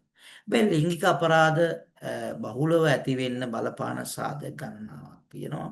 අතීත සමාජවලදී ගොඩක් තිබුණේ ස්ත්‍රී දූෂණය කියන එක ඒවා. හැබැයි ඊට පස්සේ ඊට පසු කාලෙම ලිංගික හැරස්මන්ට් විවිධ වීඩියෝ පඨිත භාවිතා කිරීම ඒ වගේම සමාජ මාධ්‍ය හරහා විවිධ පාටිස් වලට ඉන්වයිට් කරලා ඒක ඇතුලේ තියෙන ක්‍රියාකාරකම් සමූහ ලිංගික ක්‍රියාකාරකම් හා දූෂණයන් මේ වගේ දේවල් වාර්තා වෙනවා. ඉතින් ඒ නිසා හරිම පීඩාකාරී තත්ත්වයක්. පෙරේදට පළමුදා මට වාර්තා වෙච්ච සිද්ධියක් තමයි අපරාධ නිවාරණ හා ප්‍රමුක්තාපන ජාත්‍යන්තර සංවිධානයේට කොළඹ ප්‍රසිද්ධ පාසලක දරුවෙක් පිරිමි දරුවෙකුට දරුවෝ කණ්ඩායමක් පහර දීලා අරන් ගිහිල්ලා බරපතල ලිංගික අපයෝජනය කරලා. මේක හරි පුදුම කතාවක් කියන්නේ මේ අරන් යන දරුවෝ අවුරුදු 15 16ට අඩු දරුවෝ. මේ අපයෝජනයේ ලක්වන දරුවාගේ වයස අවුරුදු 8යි. උඩ රජයේ පරිවාසයේ තමයි අර දරුවන්ව දාන්නේ.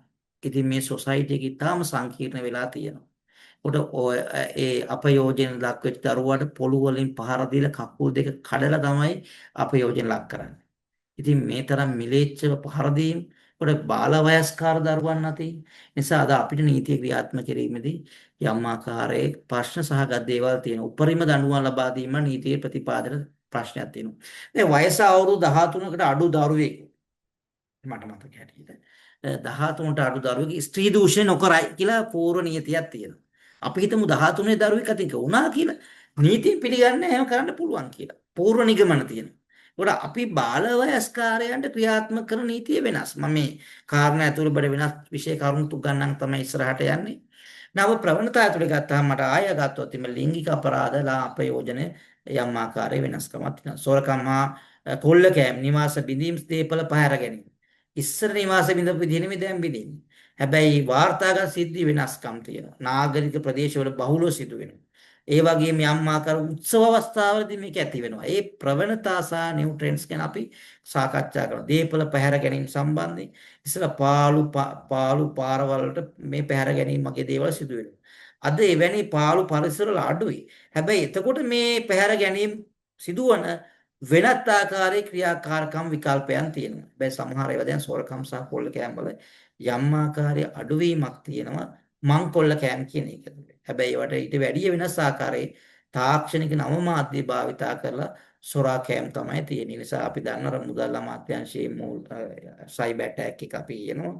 ඒ වගේම තැපැල් දෙපාර්තමේන්තුවට ඇති වෙච්ච කාරණාවල් මේ ඔක්කොම ඇටැක් ඇති වෙන්නේ අපරාධමය සංසිද්ධි තමයි. හැබැයි වෙනස් මොහොරකින්. මත්ද්‍රව්‍ය සම්බන්ධ අපරාධ. මේකත් අපි තේරුම් ගන්න ඕන නිෂ්පාදනය, ප්‍රවාහනය සහ ජාවාර. ගම්වල අපි කියන ඇමරෙයන් රාවිකුණපු ඒවා කිතුල් ගහ යට එහා අපි කියමු වටරවුමට එහා ගිහිල්ලා විකුණුවොත් ඒක වරදක්. දඬුවමක් දෙන්න ඕනේ වරදක්. කිතුල් ගහ මුල තමයි මේ වැඩේ කරන්න පුළුවන්. රයිට්? ඒක සීමා සහිත යම් මේවා දීලා තියෙනවා. ඒකට අපි තේරුම් ගන්න ඕන දෙයක් තමයි මේ අපරාධ තවදුරටත් එකම විදිහකට තියෙන්නේ නිෂ්පාදනය, වර ගමේ කසෙප්පු නිෂ්පාදනය, ගමේ ඇමරෙයන් රා නිෂ්පාදනය, රයිට්? ඒ ප්‍රවණතාවයේ අතීත සමාජයේ 90 දශකයේ රා නිෂ්පාදනය කරපු මිනිසයා සමහර විට දැන් විකුණන්නේ අයිස්. එතකොට මේ ප්‍රවාහන මාධ්‍ය වෙනස්, විකුණන ක්‍රම වෙනස්, හංගත් තියාගන්න ක්‍රම වෙනස්. එහෙනම් මේ ප්‍රවණතාවයේ තේරුම් ගන්න ඕනේ. ඒ වගේම සොසයිටි ඇති වෙන ඉම්පැක්ට් එක බලපෑම වෙනස්. එනිසා මේ ප්‍රවණතාවය ඇතුලේ ලංකාව මත්ද්‍රව්‍ය ආශ්‍රිත අපරාධ ගත්තම නිෂ්පාදනය, ප්‍රවාහන සහ ජාවාර ඉහළ මට්ටමේ තියෙන රට. ඔකට බලපානම ප්‍රධාන සාධකයක් අපි ඉන්නේ මත්ද්‍රව්‍ය වෙළඳ පොලක මැද. මේක සෙන්ට් එකක්. මේක හබ් එකක්. එනිසා අපිට මේ මත්ද්‍රව්‍ය සීරෝ කරන්න තියෙන අවස්ථා අඩු වෙනවා. අපේ නායක හමුදා පද්ධතිය ඒ තරම් ප්‍රමාණවත් මදි. ලංකාවට යුද්ධ කාලේ මේ බෝඩර් එක ආරක්ෂා කරගත්තට දැන් මහ විශාල ස්ට්‍රෙන්ත් එකක් මුහුදට දාලා නැහැ. කේරළ ගංජා එනවා ඉන්දියාවෙන්. ඒ අනිත් පැත්තෙන් සිංගප්පූරු පැත්තෙන් ඇවිල්ලා මේ පැත්තට එනවා හෙරෝයින්. ඒ ආශ්‍රිතව අයිස් මත්ද්‍රව්‍ය ලොකු ප්‍රමාණයක් වැටලීම් වෙනවා. කොට මේ අපේ රටේ භූගෝලීය පිහිටීමත් මේක බලපානවා. හැබැයි එදා මත්ද්‍රව්‍ය භාවිතේ නෙමෙයි අද තියෙන්නේ. ඔයලට තමුන්නාසල මතක ඇති ඉස්සර දරුවෝ මන්දන අපි පාසල් යන අවදී එහෙම තිබුණා පහේ ටොපි කියලා. පහේ ටොපි කියලා කියන රුපියල් 5ට තමයි කාලේ තිබුණේ මත් වෙන මත්ද්‍රව්‍ය, මත්ගුලි, මදන මෝදක කියලා කියන්නේ ඒක. රයිට්? වැඩි හිටියෝ කනවා එක මදන මෝද කෑවහම මත් වෙනවා. දැන් මොනවද තියෙන්නේ? දැන් ටොෆි වර්ග තියෙනවා. දැන් ඩ්‍රග්ස් වර්ග තියෙනවා. දැන් අපි කියමු කෝරෙක්ස් දී වගේ ගත්තාම බෙහෙතක්. කැස්සට බොන සිරප් එකක්. ඒ කියන්නේ මත්ද්‍රව්‍ය භාවිතය සහ ඖෂධ දුර්භාවිතය. දැන් මත්ද්‍රව්‍ය භාවිතය නෙමෙයි ඖෂධ ඕවර්ඩෝස් ගන්න දුර්භාවිතය මේක ඇතුළෙත් මේ මත්ද්‍රව්‍ය අපරාධ වෙනවා. විශේෂයෙන් පාසල් වල දරුවෝ, විශ්වවිද්‍යාල වල දරුවෝ මේවා ෆැෂන් එකට මත්ද්‍රව්‍ය භාවිතා කරන්න පුළුවන් දේවල් පාවිච්චි කරනවා. දිව යට තියාගන්න. ඒ වගේම නහයෙන් උඩට අදින්න. ඒතකොට මේ වගේ දේවල් අපි කියමු ප්‍රාන්තිකාරක මත්ද්‍රව්‍ය ඒ වගේ නිකන් සමහර ඉම්පැක්ට් එක වැඩි. ඒ කියන්නේ සෞඛ්‍ය බරපතල හානි කරයි. අද අයිස් මාස 6ක් අවුරුද්දක් ගැහුවොත් ඒ තරුණ ජීවිතේ ගන්න දෙයක් නැහැ. ඉතින් අපි තේරුම් ගන්න ඕනි කාරණා තමයි එදා තිබිච්ච මත්ද්‍රව්‍ය වර්ග නෙමේ අපි නිෂ්පාදනයේ ප්‍රවාහනය සහ ජාවාරම සම්පූර්ණයෙන් වෙනස් වෙලා තියෙනවා. ඒ අනුව අපරාධ විද්‍යාඥයන්ට දැන් වෙලා තියෙනවා මේ වෙනස් වීමේ ස්වභාවය අවබෝධ කරගෙන ඒට පිළිතුරු සපයන්න. ඒකට විසඳුම් හොයන්න. ක්‍රමවත් ක්‍රියාමාර්ග ගන්න නම් මේ පිළිබඳ විද්‍යාත්මකව පරීක්ෂණ කිරීමේ අවශ්‍යතාවය තියෙනවා. right. ඊළඟට සයිබර් අපරාධ. අන්තර්ජාලය ආශ්‍රිත අපරාධ. එහෙම නැත්නම් අතත්‍ය අවකාශය තුල සිදුවන අපරාධ. ඔබ දන්නවා අද ගොඩක් අන්තර්ජාලය ආශ්‍රිතව අපරාධ සිදු වෙනවා. Facebook, TikTok, Instagram එහෙම නැත්නම් වෙනත් ඕනෑම සමාජ මාධ්‍යයක් ඇතුළේ වෙන්න පුළුවන්. ඊමේල් පණිවිඩ මගින් වෙන්න පුළුවන්. දුරකථන කෙටි පණිවිඩ මගින් වෙන්න පුළුවන්. ඉතින් මේ වෙබ්සයිට් වලින්, බ්ලොග් සයිට් වලින් වෙන්න පුළුවන්. රයිට්? ඒ නිසා හැකින් වෙන්න පුළුවන්, ෆිෂින් වෙන්න පුළුවන්, බුලින් වෙන්න පුළුවන්. රයිට්? අර අපි මොන හරි ආකාරයේ මේ සයිබර් අපරාධය ඇතුළේ විශේෂයෙන් බැංකු OTP හරියට අරගෙන අපි කියමු දැන් ඔබ යනවා ආහාර ගන්න ආපන ශාලාවට. ඔබ පහසුවෙන් කරන දෙක තමයි ඔබගේ අපි හිතමුකෝ ක්‍රෙඩිට් කාඩ් එක හෝ ඩෙබිට් කාඩ් එක දෙනවා පේ කරන්න. දැන් සල්ලි තියන් ඉන්නේ නැහනේ. ඩෙබිට් කාඩ් එක දෙනවා. එතකොට ඒගොල්ලෝ කෙලින්ම එයාගේ මැෂින් එකේ තියලා නැත්නම් පන්ච් කරලා ඔබට ආදාළ මුදල් අරගෙන දෙනවා. එතකොට ඔබට SMS එකක් එනවා ඔබෙන් කීයක් කැපුණාද කියලා. ඒ ඇති. එතකොට ආයි බිල් එකක් ඕනේ. සමහර කට්ටිය දෙන බිල් එකක් දෙනවා නැත්නම් දෙනවා. ඔබෙන් අහනවා සිස්ටම් එකේ දානක ඔබේ දුරකථන අංකය කීයද කියලා. මොකද්ද කියලා. එයා දා ගන්නවා. එතකොට ඔයාගේ බිල් එකේ ඉන්වොයිස් එක ඔය අංකෙට වැටෙනවා. ඔයාගෙන ඔයාගේ ටෙලිෆෝන් අංකය. ඔන්න දැන් ඔබේ කාඩ් එකක් තියෙනවා. ඔබේ ටෙලිෆෝන් අංකයක් තියෙනවා. ඉතින් සල්ලි ගන්න බෑ. කාට හරි පුළුවන් ඔබගේ කාඩ් එකේ අංකය පිටපත් කරගන්න. ඒක ඉස්සරහා ගියත් නේ පිටිපස්සේ අංක තුනක් තියෙනවා. මේ අංක පිටපත් කරගන්න. ඊළඟට ඔබේ දුරකථන අංකයක් තියෙනවා.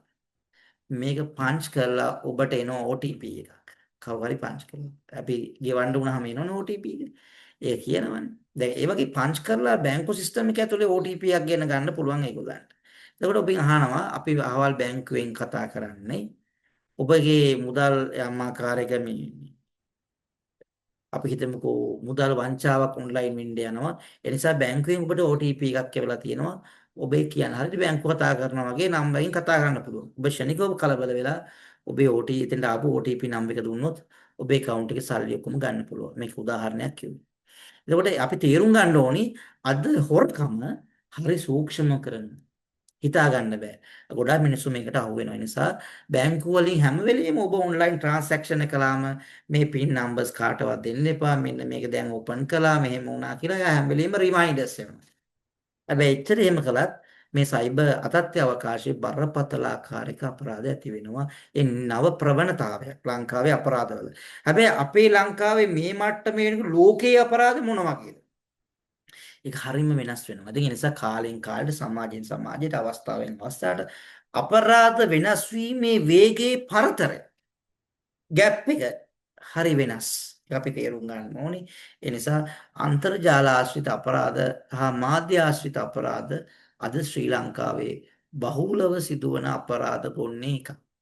නිසා මේ සම්බන්ධයෙන් ප්‍රාමාණික අවබෝධයක් තියෙන අයත් අඩුයි. ඉන්වෙස්ටිගේෂන් කරන්න දෙන්නේ පොලිසියට නම් පොලිසිය සයිබර් අවකාශය සම්බන්ධයෙන් අතත්ත්ව අවකාශයේ අපරාධ සම්බන්ධයෙන් අපරාධ ක්‍රියාවලිය ඉන්වෙස්ටිගේෂන් process එක සම්බන්ධයෙන් ඔවුන්ට දැනුමක් පරිචයක් තියෙන්න ඕනේ. අද අපිට එහෙම තියෙන නිලධාරි සංඛ්‍යාව ඉතාම අඩුයි. ඒ නිසාම සමහර අය වාර්තාගත වුණත් අපරාධකාරය අල්ලා ගැනීම ඉතාම සංකීර්ණ සහ අපහසු කාර්යයක් වෙලා තියෙනවා. දැන් මුල්‍ය වංචා බැංකු සහ ආයෝජන වංචා බොහෝ විට බැංකු සම්බන්ධයෙන් මුදල් සංසරණය ආශ්‍රිත මේවා තියෙන ලොකු ප්‍රශ්න. බැංකු වල මුදල් ට්‍රාන්සැක්ෂන් සම්බන්ධයෙන් වරදවල් තියෙනවා. අපි කියනවා shift code එක කරා මුදල් වෙන ඒවා තියෙනවා. foreign accounts එක කරා සල්ලි ඒවා තියෙනවා. money laundering කියලා තියෙනවා. කළු සල්ලි සුදු කරන සිස්ටම් තියෙනවා. මේ හරහා බැංකු පද්ධතිය ඇතුලේ මුල්‍ය වංචාක් තියෙනවා. සමහරවිට බැංකුවේ ඉන්න ඉහළ පන්තියේ මිනිස්සු ඉහළ බලධාරීන් මේකට මැදිහත් වෙලා තියෙනවා. මහා බදු වැට් බදු වංචාව කියලා තමුන්නාන්සලා අහලා ති කාලයක් තියා දේශීය ආදායම් දෙපාර්තමේන්තුව ඇතුලේ. බදු වංචාව. ඒකට මේවා කරන්න සිස්ටම් එක පාවිච්චි කරනවා ඇතුලේ টොප් ලෙවල් එකේ ඩිසිෂන් ගන්න අයත් ඉන්නවා. එවැනි අපරාධ මුල්‍ය වංචා වගේම අනිත් පැත්තට ගන්න පුළුවන් white collar crime. ඔබට ගණනලා තියෙනවා. සුදු කරපටි අපරාධ. මම කැමතියි දැනගන්න සුදු කරපටි අපරාධ කියන්නේ මොකද්ද? දැන් මතක තියෙන කෙනෙක් මට කියන්න. මට මතක හැටියට උගන්වලා තියෙනවා. white collar crimes. සුදු කරපටි අපරාධ. මේ මුල්‍ය වංචා බැංකු සහ ආයෝජන වංචාවල් එක්තරා ආකාරයකට white collar crimes වගේ. මට පොඩ්ඩක් පැහැදිලි කරන්න කවුරු හරි දන්නවනම් මතක නම් දැනගන්න ඕනේ හැබැයි. ගන්න නැද්ද? ගන්නුවේ නැද්ද? නැත්නම් නෑ ගන්නුවේ නෑ කියලා කියන්නේ. ඔබට අපරාධ වර්ගීකරණේ පාඩම කළාද? නෝනාවරුනි මහත්වරුනි ඔබට අපරාධ වර්ගීකරණේ පාඩම කළාද නැද්ද? කළා සර්. ඔව්. ඕක ඇතුලේ අපිට white collar crime එකක් අහුන්නේ නැද්ද? සුදු කරපටි අපරාධ අහුන්නේ නැද්ද? අවුනේ නැහැ. අහුන්නේ නැද්ද?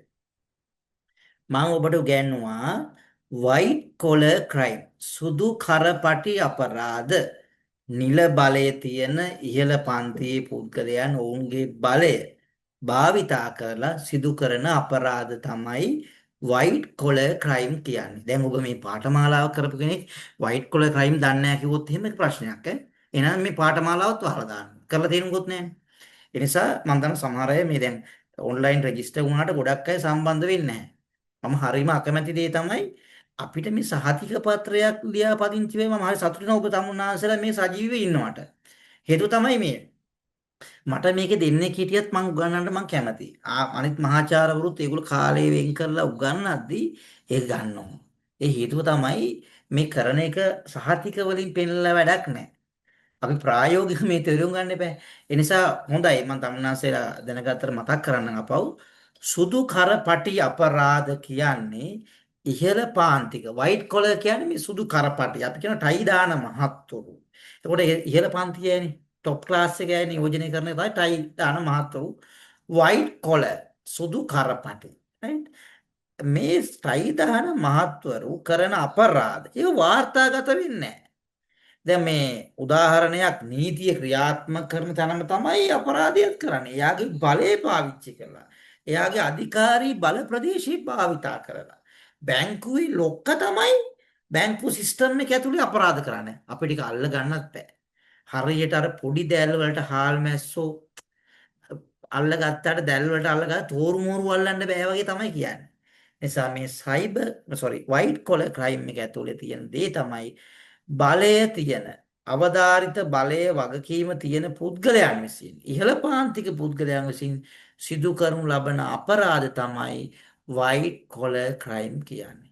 හරියට මුල්ලේ වංචා, බැංකු සහ ආයෝජන වංචා, බදු වංචා මේව තමයි තියෙන්නේ. අපි දන්නවා මහා බැංකු බදු වංචාව කියලා. මහා බැංකුවේ අපි දන්නවා කාලයක මහා බැංකු කැඩුවා කියන්නේ. ඉතින් අපි කොහොමද බදු වංචාවල් කරන්නේ කියන එක. හැබැයි ඒකට සෙන්ට්‍රල් බැංකුවෙත් කොහෙන් හරි සපෝට් එකක් තියෙනවා. ඒවා ඉන්වෙස්ටිගේට් කරනවා, අපරාධකාරයෝ අල්ලන්න try කරනවා. උන් පැනලා යනවා. ඇයි ඒ වයිට් කොලර්ස්ලානේ? පොඩි එකෙක් ඇල්ලුවා නම් පොල් ගෙඩි දෙකක් වරගම් කළා නම් අල්ලන්න පුළුවන්. ඇමරෙයියන් ටිකක් පෙරුවා නම් අල්ලන්න පුළුවන්. හැබැයි ඇයි ඉහළ පාන්ති පුද්ගලෝ අල්ලන්න බැරි වෙන්න රින්ගන්න පුළුවන් දේවල් ටිකක් බලලා රින්ගලා තමයි මේ වයිට් කොලර්ස්ලා අපරාධ කරන්නේ. ඔන්න දැන් තේරුම් ගන්න ඕන. දැන් මට කවුරු හරි කියන්නේ දැන් මේකේ වයිට් කොලර් ක්‍රයිම් කියන්නේ මොකද්ද? සුදු කරපටි අපරාධ කියන්නේ මොකද්ද? දැන් කියන්න බෑ. ඉහළ පැහැදිලි වුණ නැත්නම් ඉහළ අධිකාරිකත්වයක් තියෙන මේ බලයේ තියෙන මිනිස්සු. අය කියන්නේ සිදු කරනු ලබන අපරාධ. අපරාධ. ඔව් right. ඒ තව දීර්ඝ විස්තරයක් තියෙනවා. මම කෙටියෙන් ඔබට කිව්වේ. එතකොට සුදු කරපටි අපරාධකාරයන්ගේ ස්වභාවය මොන වගේ අපරාධ වයිට් කොලර් වෙන්නේ ඒවා අපි දීර්ඝව සාකච්ඡා කරන්න ඕනේ කරුණු. right. හොඳයි. අපි ඔන්න මං ඉගෙන ගත්තේ ඒවා ටෙස්ට් කරන්නේ ඔබ අපහසුතාවයටපත් කරගන්න නෙමෙයි. අපි ඔන්න කියෝ යනවා. සමහර අයට මම ඔය සමහර කට්ටියට ඔය එකපාරට ඔය මේ මයික් එක ඕෆ් කරන්න අමතක කරනවා. ඇති යාන්තම් ඉවර වුණා.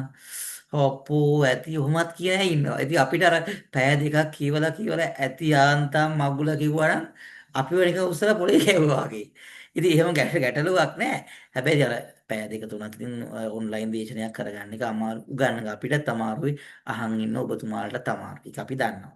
අපි විශ්වවිද්‍යාලවල නම් අපේ සාමාන්‍ය දේශනයක් වුණත් අපි පැයකමාර සීමා කරලා පොඩි බ්‍රේක් එකක් දීලා ළමයිට පොඩි විහිළුවක් කරලා පොඩි උනන්දුවක් ඇති කරලා පොඩි ප්‍රැක්ටිකල් සෙෂන් එකක් කරලා මොටිවේෂන් එකක් හදන් තමයි කරන්නේ. ඉතින් රාත්‍රී වෙලාවේ නිදි මරන වෙලාවක මේ වැඩත් කිතර ප්‍රශ්නත් ගොඩක් තියාගෙන ඉතින් මේ වෙලාවේ ඔබ ඇටෙන්ඩ් වෙලා ඉන්නවා කියන එකත් ලොකු දෙයක්. රයිට්. ඊළඟට සයිබර් අපරාධ අපි කතා කළා. සංවිධානාත්මක අපරාධ ඕගනයිසින් ක්‍රයිම් අපි මේ කතා කළා ඔබතුමාලා පාතාල කණ්ඩායම් ක්‍රියාකාරකම් අපේ රටේ සංවිධානාත්මක අපරාධ කාලයක් වැඩි වෙලා තිබුණා. ඔබ ෆිල්ම් දැකලා ගිනි අවි සහ ගිනි කෙලි 90 දශකය 80 90 2000 දක්වා එනකොට මේ ඕගනයිස් ක්‍රයිම් හරියට වැඩි. පාතාලේ වෙඩි තියනවා, මරනවා, උස්සනවා, ගඟේ පා කරනවා. මේ වගේ ඕගනයිස් ක්‍රයිම් වැඩි වුණා. ආයෙ එක වෙලාවක පොඩි ඩ්‍රොප් එකක් ඇති වෙනවා. උස්සනවා මරනවා. ආයුධ පෙන්නන්න අරන් ගියා වෙඩි තිබ්බා. ආයුධ පෙන්නන්න අරන් ගියා වෙඩි තිබ්බා. ඔය ආදි වශයෙන් කියන්නේ ආයුධ පෙන්නන්න අරන් ගිහිල්ලා තියෙනවා. ඊට පස්සේ ඕන් පැනලා යන්න උත්සාහ කරනවා. පැනලා යනකොට වෙඩි තියනවා. මේ ඕගනයිස් ක්‍රයිම් වල ගොඩක් අපරාධකාරයන් කාලය එක දිගට මැරලා යන්න ගියා. ඒ ඝාතන රැල්ලක් ඇති වුණා. හැබැයි අපරාධ යම් ආකාරයේ ශ්‍රිතී අඩුවීමකුත් තිබුණා. දැන් ආපහු මේ වේව් එක වැඩි වෙලා තියෙනවා. දවසකට මැරෙන ප්‍රමාණය, මරණ ප්‍රමාණය, මරන්නේ කොහොමද මොන වගේද වෙලාද? වෙඩි තියලා මරනවා. දැන් මේ අලුත් ට්‍රෙන්ඩ් එක තමයි මැරෙනවද මරණවද දන්නේ නැහැ. ඒක ඉතින් අපි ඉන්වෙස්ටිගේෂන් පස්සේනේ බලා ගන්න ඕනේ. හැබැයි මේක සූසයිඩ් මූඩ් එකක් ඇති වෙලා තියෙනවා. දැන් සිය දිවිනසා ගැනීම මූඩ් එක. ඉතින් හැබැයි අපි තේරුම් ගන්න ඕන දෙයක් තමයි අපරාධයක් වැලිය අර වතුරේ තියෙන රබර් බෝලයක් වගේ තමයි වැට ගහලා ඉන්නේ. නිසා අපේ රටේ නීති පද්ධතිය හරි ඉහළයි. අපරාධ පරීක්ෂණ දෙපාර්තමේන්තුව අනෙකුත් ආයතන සීරුවෙන් වසර 10 15 පස්සෙන් ගිහිල්ලා මේ අපරාධකාරයව අනාවරණය කළා නීති හමුවට අරන් ගිහිල්ලා පනිෂ්මන්ට් දීලා තියෙනවා. ඒ නිසා අපරාධකාරයෙකුට කවදාවත් අපරාධයක් කරලා හැංගිලා ඉන්න නම් හම්බ වෙන්නේ නැහැ. නිසා දියුණු තාක්ෂණික මෙවලම් භාවිතා කළ අද ඉන්වෙස්ටිගේෂන් සිස්ටම් එකම වැඩි දියුණු කරලා තියෙනවා. අපි පොලිස් වල සොකෝ යුනිට් හදලා තියෙනවා. නිසා පර්යේෂණ කරන අධි තාක්ෂණික කැමරා භාවිතා කරන්න. රස පරීක්ෂක වාර්තාවල හොඳ ටෙක්නොලොජි එකත් එක පාවිච්චි කරලා අපිට බැරි නම් වෙන රටවලට යවලා ටෙස්ට් කරන්න. DNA පරීක්ෂණ කරන්න. මේව ඇතුලේ අද වෙනස් ආකාරයක තියෙන සංවිධානාත්මක අපරාධවලත් අප දකින්න ඇති උසාවි පද්ධතියට ඇවිල්ලා වෙඩි තියනවා මරනවා තර්ජනය කරනවා පොලිසිය ලොක්කන්ටත් තර්ජනය කරනවා විනිශ්චයකාරුන්ට තර්ජනය කරනවා දේශපාලඥයන්ට තර්ජනය කරනවා මේ චේන් එකක් වශයෙන් හැමෝගෙම භාවිතා කරන සමහර මිනිස්සු මැරෙද්දී රටක් කඩනවා හැබැයි මැරලා තියෙන අපරාධකාරය පාතාල ලොක්කේ හැබැයි යා චැරිටි වර්ක්ස් සමාජ ක්‍රියාකාරීත්වයේ දාන දෙනවා පන්සල් හදනවා පල්ලි හදනවා පාතාලිත් කරනවා ඉතින් සමහර ඒවා වෙනස් කරන්න බෑ. අර සරදියෙල් වගේ හොරකම් කරනවා අහිංසකයන්ට දෙනවා. ඒක අපේ සරදියෙල් හොඳයි කියලා. ඉතින් ඒ නිසා සරදියෙල් තිරියේ ඉන ඇත් ඉන්නවා. ඉතින් ඒ නිසා අපි මේ ඔබ ගැඹුරු දැන් ඔබට මේ පාඨමාලාවේ නෙමෙයි ගැඹුරින් අධ්‍යයනය කළොත් එහෙම ලංකාවේ පාතාලය එන සංවිධානාත්මක අපරාධකාරයන්ගේ චර්යා පද්ධතිය ක්‍රියාකාරීත්වය වලුත් එහෙම හරිම වෙනස්. සමහර සංවිධානාත්මක අපරාධකාරයෝ සමාජයේ ඉන්න හොඳම මිනිහා කියලා සමාජයේම කියනවා. ඒ මට්ටමට ඔවුන් සොසයිටි එකේ විඥානය වෙනස් කරලා තියෙනවා දෙන්න. හැබැයි ඔවුන් කරපු ඝාතන, ඔවුන් කරපු හොරකම් ඒව අනාවරණය කරගන්න නැතුව ඔවුන් කරන අර සමාජීය සේවාව, සමාජයේ යමුණා උද්ද මිනිහ. මෙන්න මේ වගේ මිනිස්සෙක්. අපි දැන් ඔබ ෆාදර් ෆිල්ම් එක බැලුවද? මේ සංවිධානාත්මක අපරාධවල යම් ආකාරයක ප්‍රස්තුත කරගෙන නිර්මාණය කරපු චිත්‍රපටයක්. වෙලාවක් තිබුණොත් බලන්න අපි කට්ටිය කවුරුත් කැමති චිත්‍රපට බලන්න දැන් නිදහසේ වෙලාවක බලන්න ඒවා අනුභූතිය කොහොමද හදලා තියෙන්නේ කියලා. රයිට්. නිසා මම කියන්නේ සංවිධානාත්මක එදා තිබිච්ච සංවිධානාත්මක අද අපරාධ නෙමෙයි දැන් අද තාක්ෂණේ භාවිතා කරලා. එදා නම් අපි කියමුකෝ 90 ගණන් වල අපරාධ සංවිධාන ගත්තාම එනකම් රැකලා බලන් ඉඳලා ටයිම් එක බලලා එළියට බහැලා පහර දීලා වාහනයක දාගෙන අරන් යනවා. දැන් එයාගේ ෆෝන් එක ට්‍රැක් කරනවා. එයා යන මූවමන්ට් එක බලා ගන්නවා. රයිට්? ඊට පස්සේ එයාගේ ඕන සිස්ටම් එක ජෑම් කරන්න පුළුවන්. රයිට්? ඒ වගේ විවිධ උපාය මාර්ග තියෙනවා. එයාගේ ෆෝන් එක හැක් කරන්න පුළුවන්. ඊට පස්සේ එයාගේ Facebook එක එයාගේ එහෙම නැත්නම් WhatsApp සමූහය ඇතුලේ එන පණිවිඩ ගන්න පුළුවන්. අපරාධකාරය ගෙන්න ගන්න පුළුවන් තමා ගාවට. වින්දිතිය තමා ගාවට ගෙන්න පුළුවන්. එයා කෙටි පණිවිඩයක් යනවා. ඔයා මෙතනට මෙහෙමයි කියලා අපි ඊතර කවු හරි යවන විදිහට එයාගේ ෆෝන් එක හැක් කරලා එයාට එවන්න පුළුවන්. තමා ගාවට ගෙන්නලා මරන්න පුළුවන්. එසන් එදා භාවිතේ ක්‍රමවේදය සහ අද වෙනස්කම් තියෙනවා. හැබැයි මේව වෙනවා වෙනස් මොහොනවරේ. අන්නේ වෙනස්කම භාවිතේ උපාය මාර්ග ගැන අපි තේරුම් ගන්න ඕනේ. රයිට්? ඊළඟට සයිබර් අපරාධ අපි සංවිධානාත්මක කතා කරා. පාරිසරික අපරාධ නීති විරෝධී පස් වැලි ජාවාරම් වනාන්තර විනාශ හරියටම වෙනවා. ඔබ සමහර ඒවා මේව අපරාධ කියලා දකින්න නැති වෙන්නත් පුළුවන්. හිතා ගන්න බැරි වන විනාශයන් කරනවා, වැලි ජාවාරම් කරනවා. පස් ඔය බම් පහ පැත්තේ මහ විශාල විදිහට පස් ජාවාරම් වෙනවා. ත්‍රිකුණාමලයේ පැත්තේ හරියට වැලි ජාවාරම් වෙනවා. මඩ කලපුවෙන් එහාට ගියාම ගංගා ද්‍රෝණිය ආශ්‍රිත බරපතල ආකාරයේ වන විනාශ කරනවා. ඉතින් මේව පරිසර විනාශ වුණාම මේ කොළඹ ජීවත් වෙන කොහේ ජීවත් වෙන අපි හැමෝටම බරපතල ආකාරයේ බලපෑම් ඇති වෙනවා. නිසා මේවට සමහර තැන්වල නීති ක්‍රියාත්මක කිරීම ඊටාම මන්දගාමී ස්වරූපයක් තිබීම ඊටාම හිතා ගන්න බැරි මට්ටමේ ප්‍රශ්නයක්. right. ඊළඟට අපි යනවා ඔබට පැහැදිලි කරන්න මම ගේන්නේ 1970 සහ 90 කාලයේ අපරාධ ප්‍රවණතා. කොහොමද කොහොමද මේ වෙනස් වීම ගැන කතා කරන්න කියලා පෙන්වන්නයි මේ දාන්නේ. right. දේශපාලන අස්ථාවරත්වය හැම වෙලේම දේශපාලනීය ස්ටේබල් නොවුනහමත් අපරාධ ඇතිව රට තුළ පැවති දේශපාලන අර්බුදයේ සහ සන්නද්ධ කැරලි හේතුවෙන් ප්‍රචණ්ඩකාරී අපරාධ බහුල වාර්තා වෙනවා 70 සිට 90 දක්වා.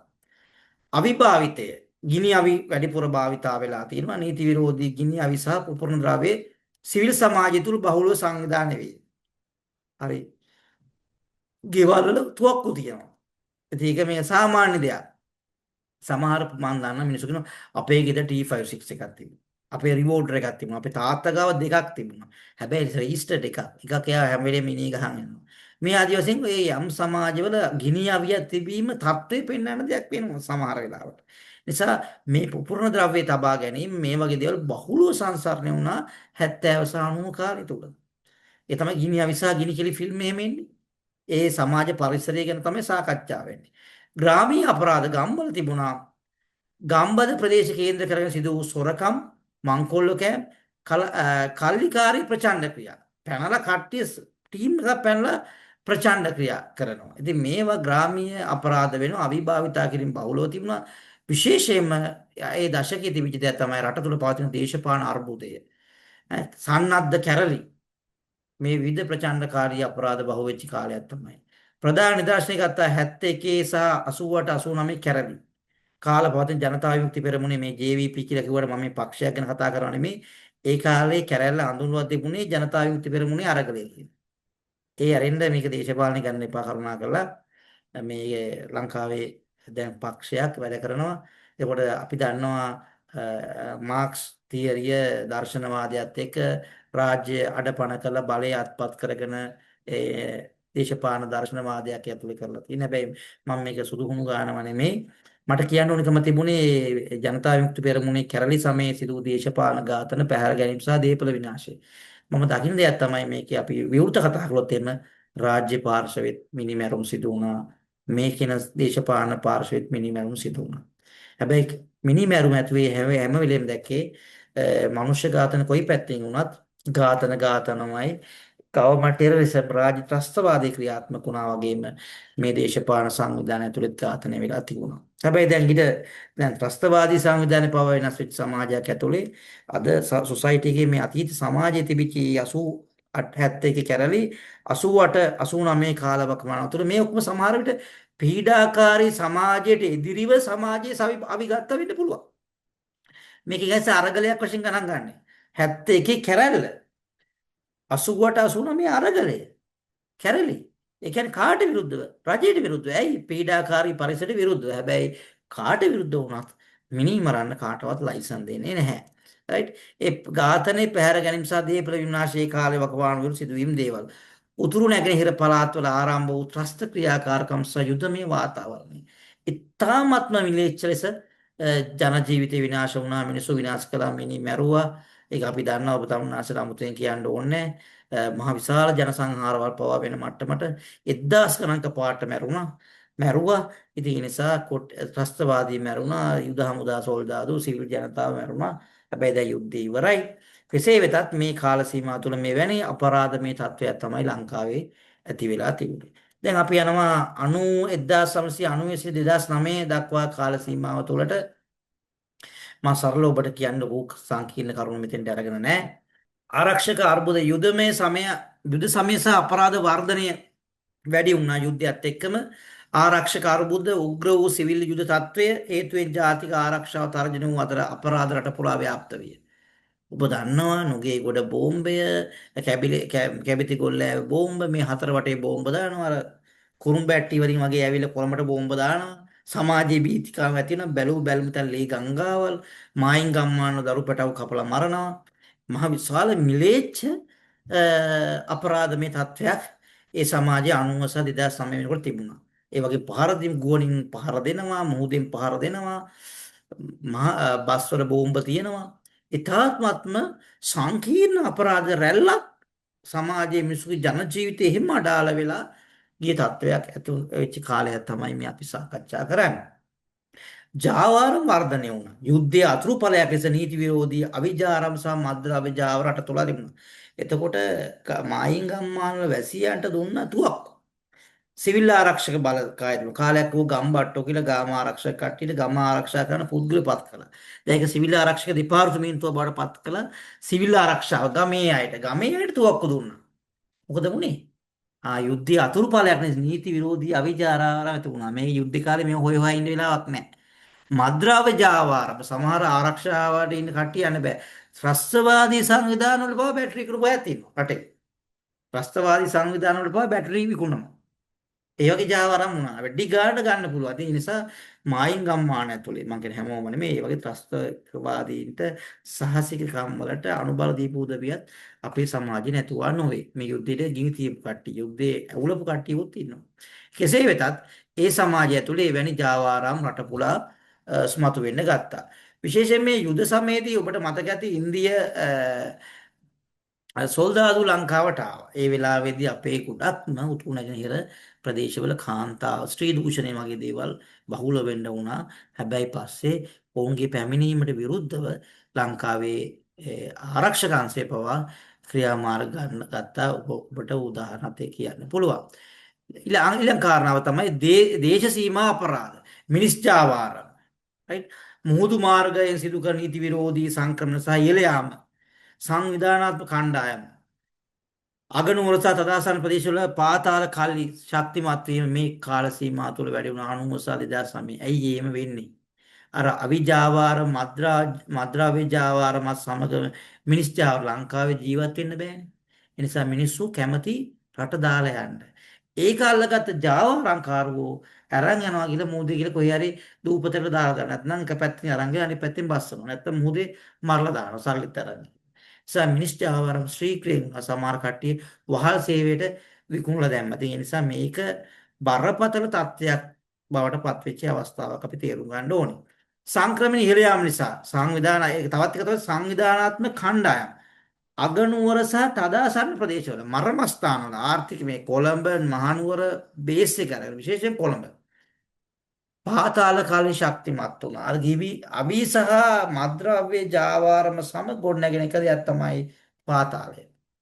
ඒකත් එක්ක මෙන්න මේ අපරාධ තත්ත්වයේ වර්ධනය වෙලා තිනවා. අපි ප්‍රධාන නිදර්ශන අපි ගත්තොත් මේ පොදු ස්ථානවල ප්‍රභූන් ඉලක්ක කරගනිමින් සිදු වූ මරාගෙන මැර බෝම්බ ප්‍රහාර අපි දන යුද්ධ කාලේ.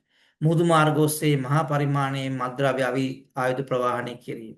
මේක හරියට වෙනවා. ඉතින් ඒ නිසා තාමත් මේක නම් මුහුදු මාර්ග ඔස්සේ මහා පරිමාණයේ මද්‍රව්‍ය ආයුධ කොකසේද මද්‍රව්‍ය ජාවාරණම තාමත් ඒ ආකාරයට වෙනවා. අපේ තියෙන ස්ට්‍රෙන්ත් එක මදි ඒක අනාවරණය කරගන්න. අපි දැන් යනවා ආපහු අපේ සාකච්ඡාව 2009න් පසු අපරාධ ප්‍රවණතා යුද්ධෙන් පස්සේ සමාජීය තත්ත්වය මේ වගේ පශ්චාත් යුද සමය යුද්ධෙන් පස්සේ කාලේ මොකද අපරාධවල වර්ධනය ගැන කතා කරන්නේ අපි සීමා සහිත දෙයක් මේ ඔක්කොම අපරාධ ගැන කතා කරන්නේ නැහැ ඔබට පොඩි අදහසක් ගන්න කරුණු ටිකක් තමයි මට ඕනේ මේ වෙනස් වීම ඔබ තේරුම් ගන්න ඒක ප්‍රමාණවත් සාම්ප්‍රදායික අපරාධ අඩුවීම ඔන්න දැන් යුද්ධෙන් පස්සේ සාම්ප්‍රදායිකව සිදුවෙච්ච අපරාධයන් අඩුවක් තියෙනවා ඒ සාමකාමී පරිසරයක් මිනිසුන්ට මරණ බය අඩු වෙලා තියෙනවා ජීවත් වීමේ ආවමනාවක් ඇති වෙනවා. වෙනත් අවශ්‍යතාවල් තමයි තියෙන්නේ. ඉස්සෙල්ලාම කිව්ව යුද්ධේ නවත්ත ගමු. යුද්ධේ නවත්තලා ඉවරයි. උන දැන් වෙනත් අවස්ථාවක ඇවිල්ලා තියෙනවා. ඒ නිසා සාම්ප්‍රදායික අපරාධය අම්මාකාරයට අඩු වෙලා තියෙනවා. 30 වසරක යුද්ධේ නිමා වීම සමග මහා පරිමාණ ත්‍රස්ත ක්‍රියා සහ දේශපාලන ප්‍රචණ්ඩත්වය අඩු වුණා. පිළිගන්නවනේ. වෙඩි හඬ ඇහෙන්නේ නැහැ. උන මරණ බය නැහැ. අර මිනිස්සු මරණ ප්‍රමාණය අඩු වුණා. ඒ නිසා එක්තරා ආකාරයක ඔන්න පොඩි ඩ්‍රොප් එකක් අඩුවක් ඇති වෙලා තියෙනවා. නව ප්‍රවණතා අලුතෙන් ඇති වෙච්ච දේවල් ප්‍රචණ්ඩ අපරාධ වෙනුවට අන්න දැන් අර වෙඩි තියලා මරලා කපලා කොටලා මරන එක ඉවර වුණා. ඒක වෙනුවට මොකද්ද ඇවිල්ලා තියෙන්නේ? මත්ද්‍රව්‍ය සහ සංවිධානාත්මක ව්‍යාපාරික මට්ටමේ අපරාධ හිස ඔසවන්න ගත්තා. අපරාධ නවතින්නේ නැහැ. ඕන්න අර යුද්ධෙත් එක්ක තියෙන ක්‍රමය වෙනස් වුණාම මත්ද්‍රව්‍ය සහ සංවිධානාත්මක බිස්නස් එකක් විදිහට අපරාධ කරන එක හිස ඔසවන්න පටන් ගත්තා. උනේ ඒකෙන් වැඩි වෙන්න පටන් ගන්නවා. අරහෙන් අඩු වෙනකොට වෙන පැත්තකින් ක්‍රයිම් එක වැඩි වෙනවා.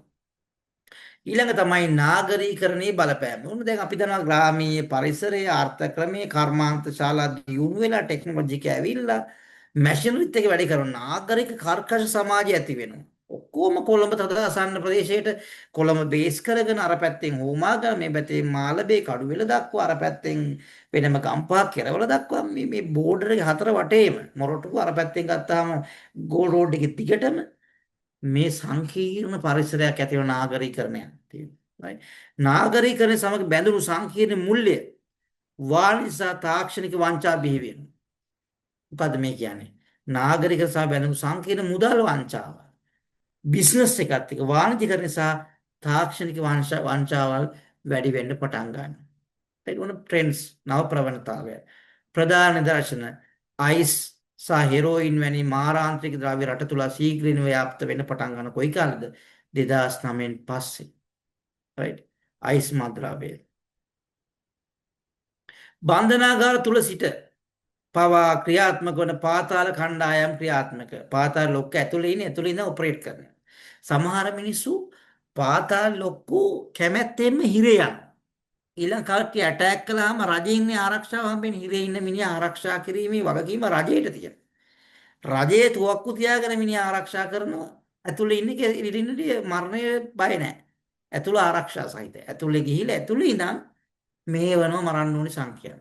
ඒ නිසා මේ හරි පුදුම රටක් එක වෙලාවකට අපි ගත්තොත් එහෙම මේ චේන් එක කඩා ගන්න ඕනේ. ඒ නිසා දැන් දැඩි නීති ක්‍රියාත්මක කරන බන්ධනාගාර පද්ධති කිසිම ඩිවයිස් එකක් කරන් යන්න බෑ. යම් ආකාරයේ තාමත් ප්‍රශ්න ඕන තරම් නැතුව නෙවෙයි.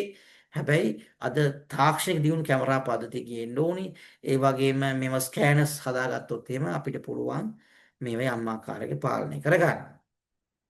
ඊළඟට අපි ගන්නවා ස්වයංක්‍රීය මුදල් යන්ත්‍ර ATM හැක් කිරීම සහ අන්තර්ජාල බැංකු ගිණුම් වංචාවල් 2009න් පස්සේ ට්‍රෙන්ඩින් වෙච්ච දේවල් වැඩි වෙලා තියෙනවා. ඔක අපි සාකච්ඡාවට කලින් ගත්තා. වර්තමාන නව අපරාධ ප්‍රවණතා අපි කතා කරපු කාරණාව කලින්ම සයිබර් අපරාධ. ඒක අපි කතා කළා. ඔබ තවත් මේක ඩීටේල් කරනවා. ස්මාර්ට් ජංගම දුරකථන සහ අන්තර්ජාල භාවිතය ඉහළ යාමත් සමග අපි ඒක පාවිච්චි කරන්න වැඩි වෙන්න ඒකේ ඇති වෙන බලපෑම වැඩි වෙන්නේ. අපරාධකරුවන් ඩිජිටල් අවකාශයෙන් තම දඩබීම කරගෙන ඇත. ඩිජිටල් ඇටැක් ඩිජිටල් අවකාශය තුළ ඔවුන්ගේ මේ අපරාධ ගැන අපරාධ වැඩිවීම සම්බන්ධයෙන් මේක ඇතුළෙන් අපරාධ කරන්න පෙළඹෙන පුද්ගලික දත්ත සොරකම් සහ දුරස්තව සිදු කරන මුල්‍ය වංචා බහුල වීම ඩේටා වලට ගිහිල්ලා ඒක හොරකම් කරනවා. දැන් මම මගේ පරිගණකේ යම් දත්ත ඇතුළත් කරාම කවුරු හරි මේකට ඇවිල්ලා දත්ත හොරකම් කරනවා. එයා යාගේ වාසියට පාවිච්චි කරලා මට පාඩුවක් වෙන්නේ. right? එහෙම නැත්නම් මට තව කෙනෙකුට අපහසුතාවයටපත් කරන්න, තව කෙනෙකුට හානියක් කරන්න දත්ත භාවිතා කරනවා. ඉතින් මේ වගේ තත්වයන් වැඩිවීමේ ප්‍රවණතාවයක් ඇති වෙලා තියෙන වර්තමාන නව අපරාධ පැලලත් එක සයිබර් අපරාධ තුල. ක්‍රමවේද සහ නිර්දේශ අපි ගන්න සමාජ මාධ්‍ය හැක් කිරීම Facebook WhatsApp Instagram වගේ ගිණුම්පත් කරගෙන මිතුරන්ගෙන් මුදල් ඉල්ලීම. දැන් අපි කියමු දැන් මගේ account එකක ඉන්න මහාචාර්යතුමෙක් අපි හිතමුකෝ.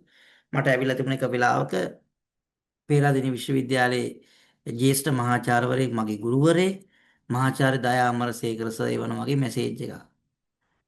ඇවිල්ලා කිව්වා ඉතින් අපි කොමන් මැසේජ් එකක් සාමාන්‍යයෙන් භාවිතා කරන වචන ස්ටයිල් එක නෙමෙයි මං අහුනේ නෑ මම පොඩි කරදරයක වැටලා ඉන්නේ ඔයාට පුළුවන් නම් මට රුපියල් 25000ක් මේ account එකට එවන්න මම දයා අමරසේකර කියලා එවලා තිබුණා.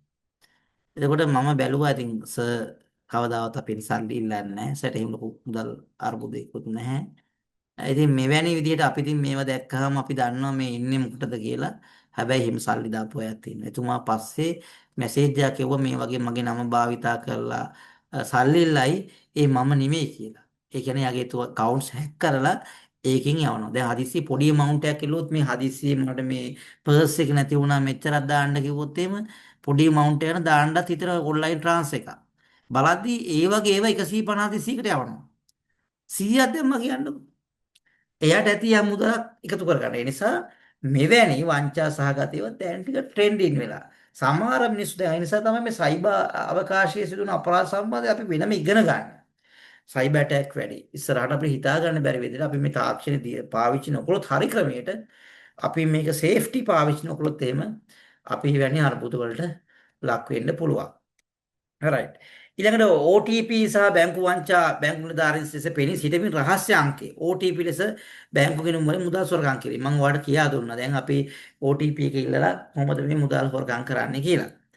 ව්‍යාජ QR කේස් සහ ආයෝජන. ව්‍යාජ QR කේත මගින් මුදල් ලබා ගැනීම සහ ඉක්මනින් පෝසත් විය හැකි ව්‍යාජ අන්තර්ජාල ආයෝජන. අපි හැමෝම කැමති ඉක්මනින්ම සල්ලි හම්බ කරගන්න. කවුරු හරි කියනවා වගේ 1000 ලබන සතියේනකොට ලක්ෂයක් කරලා දෙන්න පුළුවන් කියලා. අපි කැමති නෑනේ මහන්සිය වී වැඩක් කරන්න. ඒ නිසා අපි කැමති 1000 ලක්ෂය කරනවා නම් අපි ඕන දෙයක් කරන්න. ඒ නිසා යා කියන මේ ස්කෑන් කරන්න, මේ වැඩේ කරන්න, මේ පේමන්ට් මෙතඩ් එකට යන්න, මෙහෙම කරන්න කියලා සමහර කට්ටිය අපි සල්ලි දැම්මට පස්සේ ඒගොල්ලෝ අපිට රිටර්න් පොලි එනවා. මොන අපි තවත් සල්ලි දානවා. මොටිවේට් කරනවා. රුපියල් 10000ක් දැම්මාම මාස දෙකකින් අපිට 30000ක් දෙන්න. ආයෙ දාන 30000. අපිට දෙනවා 60000. හරිම ෂෝක් කියලා අපි ලොකු amountස් දාන්න යනවා. එහෙම හැමෝම එක ලෙවල් එකට ෆෝම් කරාට පස්සේ ලොකු amount එක ඔක්කොම එකවක ඒ කම්පැනි හොයාගන්නත් නෑ ලංකාවේ. අපි මිනිස්සු ඔක්කොම කෝටි ගණන් දාලා. කාලයක් දඬුවම්, දැඩි දඬුවම් කිය නම් වලින් දැම්මා. දඬුවම් මුදලාලි කියලා හිටියා. දඬුවම් මුදලාලි පොලියට දෙනවා. දැඩි දඬුවම් මුදලාලි දැඩි ලෙස පොලිය දෙනවා. ඉතින් දඬුවම්ටත් අහු වෙලා දැඩි දඬුවම් වලටත් අහු වෙලා. සමහර කට්ටිය ටියුෂන් මාස්ටර් කෙනෙක් කියම් කාලයක් ඉරියත් ගිහිල්ලා හිටියා. ඒ වගේ පොලි කතන්දරත් එක්ක සම්බන්ධ වෙලා මට ගම් කියන්න වෙන්නේ නැහැ. හැබැයි කෙසේ වෙතත් මෙවැනි වංචාවල් අද රටේ බහුලව සිදුවෙනවා. මේක ශ්‍රී ලංකාවේ අපරාධය තුළේ නව ප්‍රවණතාවයක්. ඊළඟට මත්ද්‍රව්‍ය හා සංවිධානාත්මක අපරාධ මේක තේරුම් ගන්න ඕනේ ඔබ විශේෂයෙන්ම අද ලංකා සමාජයේ බරපතල ලෙස තර්ජනයක් වෙච්ච තත්ත්වය තමයි ශ්‍රී ලංකාව භූගෝලීය පිහිටීම ශ්‍රී ලංකාව ජාත්‍යන්තර මත්ද්‍රව්‍ය ප්‍රවාහන මධ්‍යස්ථානයක් හබ් එකක් ලෙස ජාත්‍යන්තර ජාලය විසින් භාවිතා කරන ට්‍රාන්සැක්ෂන් මෙතනින් ඇවිල්ලා මෙතෙන්ට දීලා මෙතනින් බෙදා හැරෙනවා. ලංකාව බෙදා හැරීමේ මධ්‍යස්ථානය බවට පත් වෙලා ඉන්දියන් සාගරයේ කොනක තියලා අපි හරහා මේ සෙන්ටර් එකට අරන් ආවිල්ලා මේ සෙන්ටර් එකෙන් බෙදන්න පටන් ගන්න තියෙනවා. ඒ නිසා අපිට ඒක තරජනයක් මත්ද්‍රව්‍යයේ මේක භූගෝලීය පිහිටීමත් එක්ක අපිට යම් ආකාරයක බලපෑම් ඇති වෙනවා. ඊළඟ කාරණාව තමයි තරුණ පරපුර ඉලක්ක කිරීම. විශේෂයෙන්ම පාසල් සිසුන් සහ විශ්වවිද්‍යාල තරුණ තරුණියන් ඉලක්ක කරගනිමින් මත්ද්‍රව්‍ය බෙදා හැරීම. මොකද ඒගොල්ලෝ ඇඩික්ට් වුණාට පස්සේ ඒක බියර ගන්න බෑ. අද අපේ නව ප්‍රවණතාවයක් තමයි පවුල්වල තරුණ අය තමයි පවුල පාලනය කරන්නේ.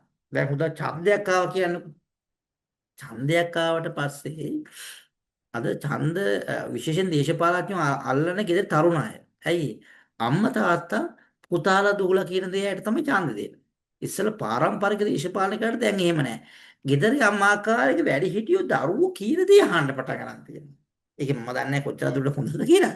හැබැයි අර ඒගොල්ලෝ අම්මාකාරගේ පාලන ක්‍රමයක් ඇවිල්ලා තිනවා. ඒ නිසාම ඕන් මේ මද්ද්‍රව්‍ය වලට ඇබ්බැහි වුණාම දෙමාපියන්ට තියෙන කන්ට්‍රෝල් එක දැන් ෂෙයා වෙමින් පවතිනවා.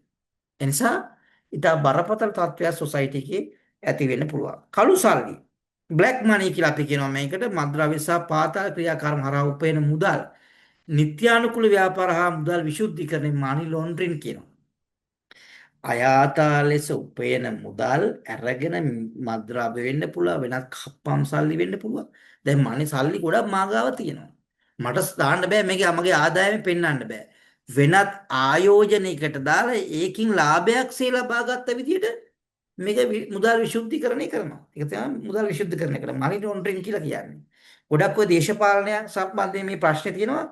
ඔවුන්ගේ ආදායම දැන් පහුගිය කාලවල අපි දන්නවා දූෂණ විරෝධී පනත 2023 දූෂණ විරෝධී පනත තුල සමා වෙන 22 හෝ 23 මට මතක නැහැ. දූෂණ විරෝධී පනත ඇතුලේ තියෙන ප්‍රතිපාදනයක් මුදල් වත්කම් රැස් කිරීම සම්බන්ධයෙන්. හරි රාජ්‍ය නිලධාරීන්ට අදාළයි දේශපාලනට අදාළයි.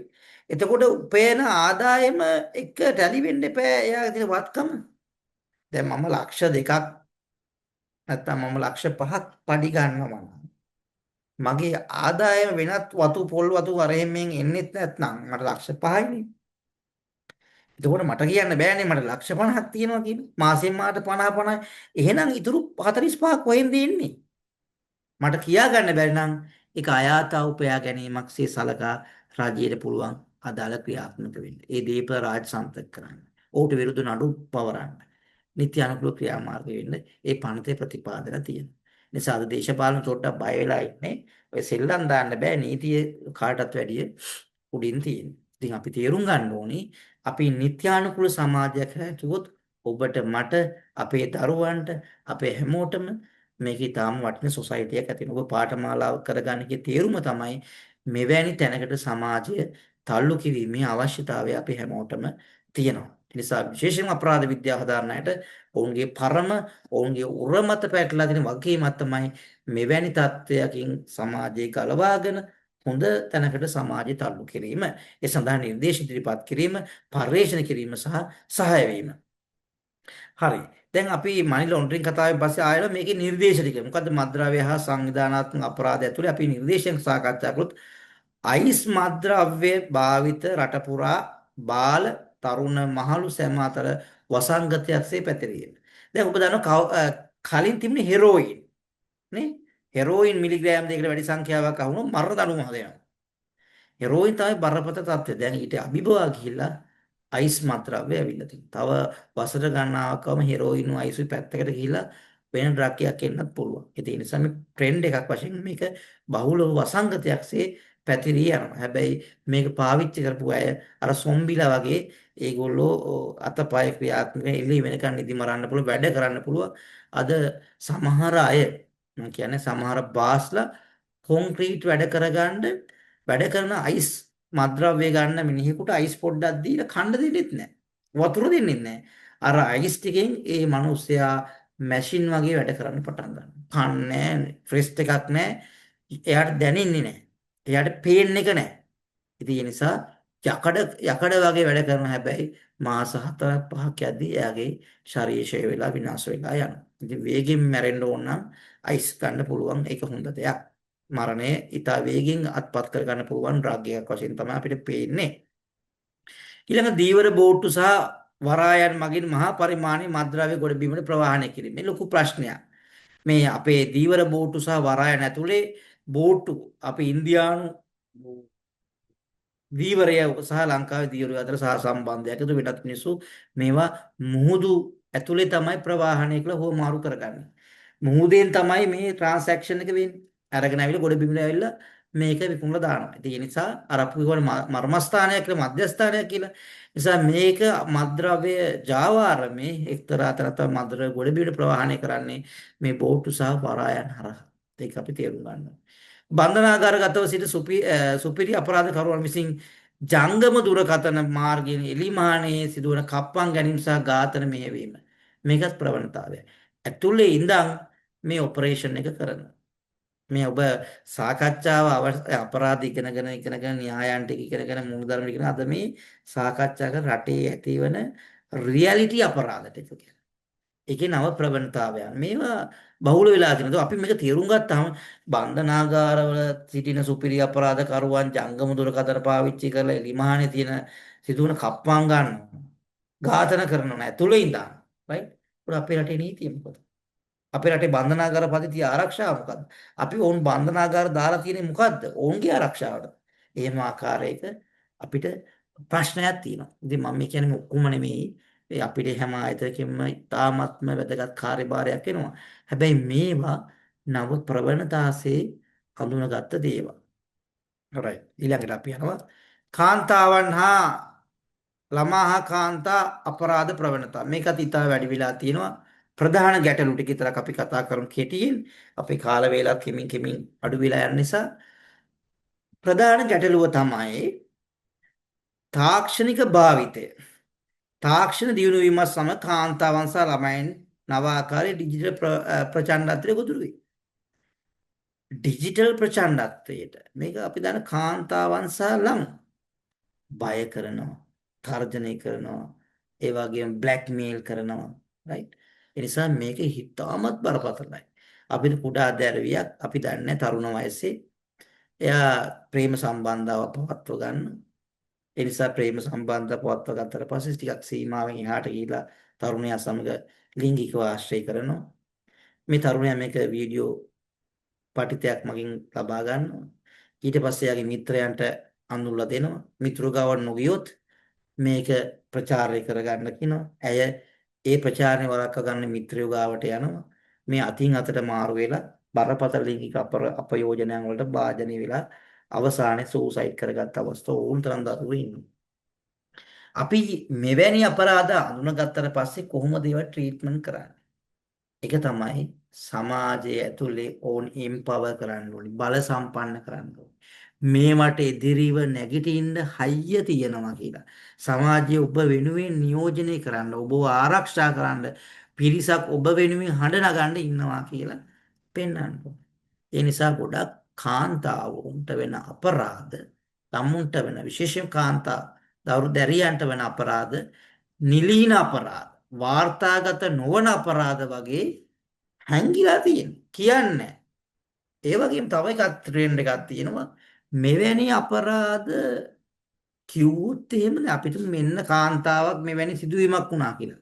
රටේ ඉන්න පිරිමියයි අපරාධකාරී දිහා නෙමෙයි බලන්නේ. අර ගෑනු දරුවා දිහා. එයා කා සමගද ඉන්නේ කොහෙද යන්නේ? තනියෙන් කතා කරන්න පුළුවන් කමක් තියනවද? අපිට පොඩ්ඩක් හම්බෙන්න බැරිද? මේ වගේ සමාජයකින් ගන්න සමාජයක් ඇති වෙලා තියෙනවා. ඉතින් මේ ක්‍රමේ වෙනස් කරන්න පුළුවන් කාටද? පොලිසියටද? බන්ධනාගාරයට අධිකරණ පද්ධතිය නෑ. සිවිල් සොසයිටි එක එම්පවර් කරනවා. ඒකේ කාර්යභාරය ඔබගේ උර මත පැටලලා තියෙනවා. මෙවැනි පාඨමාලාවල් කරලා සහතික පත්‍රේ පැත්තකින් දාගන්න නැතුව ඔබ මේ අපරාධ නිවාරණය කරන්න, ඒ වගේම සමාජීය යහපැවැත්මට තල්ලු කරන්න ඔබට පරම වගකීමක් තියෙනවා කියලා මම විශ්වාස කරනවා. ඒ නිසා තමයි මම අවසාන දේශනේ ඉල්ලගත්තේ විශේෂයෙන්ම ඔබට යමක් කියන්න තියෙනවා. අපි මේ කිසිම දෙයක් අපි ඉගෙන ගැනීමේ තීරුමක් නෑ අපි ඉම්ප්ලිමන්ට් කරන්නේ නැත්නම්. ඒ ප්‍රතිඵල ගන්න ඔබට පුළුවන්. ඔබගේ මුදල්, ඔබගේ කාලය, ඔබගේ ශ්‍රමය වැය කරලා පාඨමාලාව කරලා මේක සහතික පත්‍රයට සීමා කරන්න එපා කියලා බොහොම ගෞරවයෙන් ඔබෙන් ඉල්ලනවා. right. ඊළඟ ගෘහස්ත ප්‍රචණ්ඩත්වය. කොහොමද බලන්න ප්‍රවණතාවය? පවුල තුල සිදුවන කාන්තා හා ළමා හිංස සිදුවීම් වාර්තා වීම ඉහළ ගොස් ඇත. ඒකෙදි අතීතයේ වාර්තා වීම එච්චර නෑ. දැන් වැඩි. ඇයි? මට කියන්නකෝ බලන්න කවුරු හරි මට මේකේ තේරුම් ගත්ත විදිහට මේ වාක්‍ය පැහැදිලි කරන්න ඕනේ මට. ගෘහස්ත ප්‍රචණ්ඩත්වයේ පවුල තුල සිදුවන කාන්තා හා ළමා හිංසන සිදුවීම් වාර්තා වීම ඉහළ ගොස් ඇත. මේ මොඩර් දැන් වෙන්නේ වාර්තා වෙන ප්‍රමාණය වැඩි. ඇයි එහෙම වෙන්නේ? වාර්තා වෙන ප්‍රමාණය වැඩි වෙලා තියෙන්නේ කොහොමද? කියන්න බෑ. ඉස්සරත් ඔහොම දේවල් සිද්ධ වෙන්න ඇති. නමුත් දැන් ඔව්. මේ මාධ්‍ය කරන නිදහසින්ද ඒ වගේ වාර්තා වෙන වැඩි. දැන් ඔබතුමා කිව්ව ඉතාමානී වැරදි. විශේෂයෙන් සමාජ මාධ්‍ය.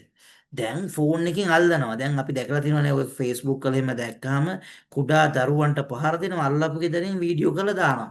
ඔන්නක අල්ලලා ඉරේ දාන්න කියලා. නෝනා වගේ දරුවා වඩාංගදී ඇති මම දැක්ක අද දැක්කා මම හිත දෙමළ කාන්තාවක් මම හිතන්නේ කවුරු හරි මිනිස්සේ දරුවා වාඩි කරන් ඉඳි පයින් ගහනවා. කාන්තාවට ගහනවා දරුවා අතේ දරුවා තනනවා. කාන්තාව කෑ ගහනවා. අර මිනිස්සෙක් ගහනවා.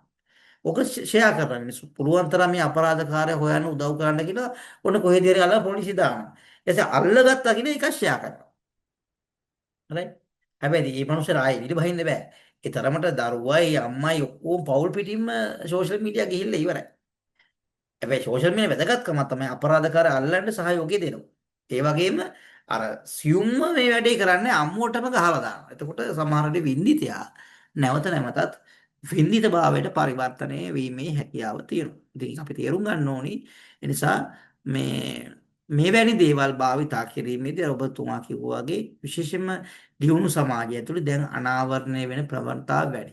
ඒ විතරක් නෙමෙයි අපේ සමාජයේ එම්පා වෙලා කාන්තාව එදා කුස්සියට සීමා වෙච්ච කාන්තාව ඉගෙනගෙන නීතිය සමාජය අයිතිවාසිකම් ගැන කතා කරන්න පුරුදු වෙලා තියෙනවා. ඒ නිසාම ඇය දැන් ප්‍රබල තැනට ඇවිල්ලා තියෙනවා. ඒ නිසා ගැහුවොත් යනවා පොලිසිය. වාර්තා කරනවා. නීතිය තියෙනවා. ඒ ක්‍රියාත්මක කරනවා. නිසා මරණකම් දුක් විඳින්න දැන් කාන්තාව ලෑස්ති නැහැ. ඒගොල්ලෝ ඩිවෝර්ස් එකක් ගන්න ලෑස්ති. අත්හැරලා යන්න කියලා ලෑස්ති. නිසා සමාජය වෙනස් වෙනවා. අතීතයේදී ගෘහස්ත ප්‍රචාරණත්වය හරියට තිබුණා. හැබැයි වාර්තා වුණේ දැන් වාර්තා වීමේ ප්‍රවණතාවය වැඩි. මිනිස් ජාවාර මොනවද මේ කියන්නේ? රැකියා ලබා දෙන බව පවසා කාන්තාවන් විදේශ රටවල ලිංගික හෝ වහල් සේවය සදා විකිණීම. මේ ගැන ඔබ මොනවද කියන්නේ? දැන් මේක දැන් දාන්න කරුණුත් එක මේ ප්‍රවණතාව වැඩි වෙලාද අඩු වෙලාද? ගෙස් කරලා කිව්වත් කමක්. ඔබට හිතන විදිහට මිස් ජාවාර. රැකියා ලබා දෙන පවසා කාන්තාවන් විදේශ රටවල ලිංගික හෝ වහල් සේවය සඳහා විකිණි.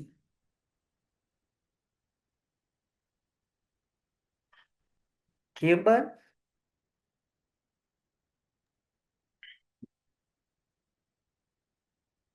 හරි. කමන්නේ. අදහසක් නැතුව ඇති. ඇත්තටම මේ ප්‍රවණතාවයත් වැඩි වෙලා තියෙනවා. මේක වහල් සේවය කියලා යවන්නේ නැහැ. ලිංගික සේවය කියලා යවන්නේ නැහැ. right? හැබැයි ගොඩක් කාන්තාවෝ මේ වෙළඳපොළ ඇතුලේ අලවි වෙනවා. ඉතා බරපතලයි. විදේශ ශ්‍රමිකයෝ අපි යවනවා ගොඩාක් රටවලට කාන්තාවෝ.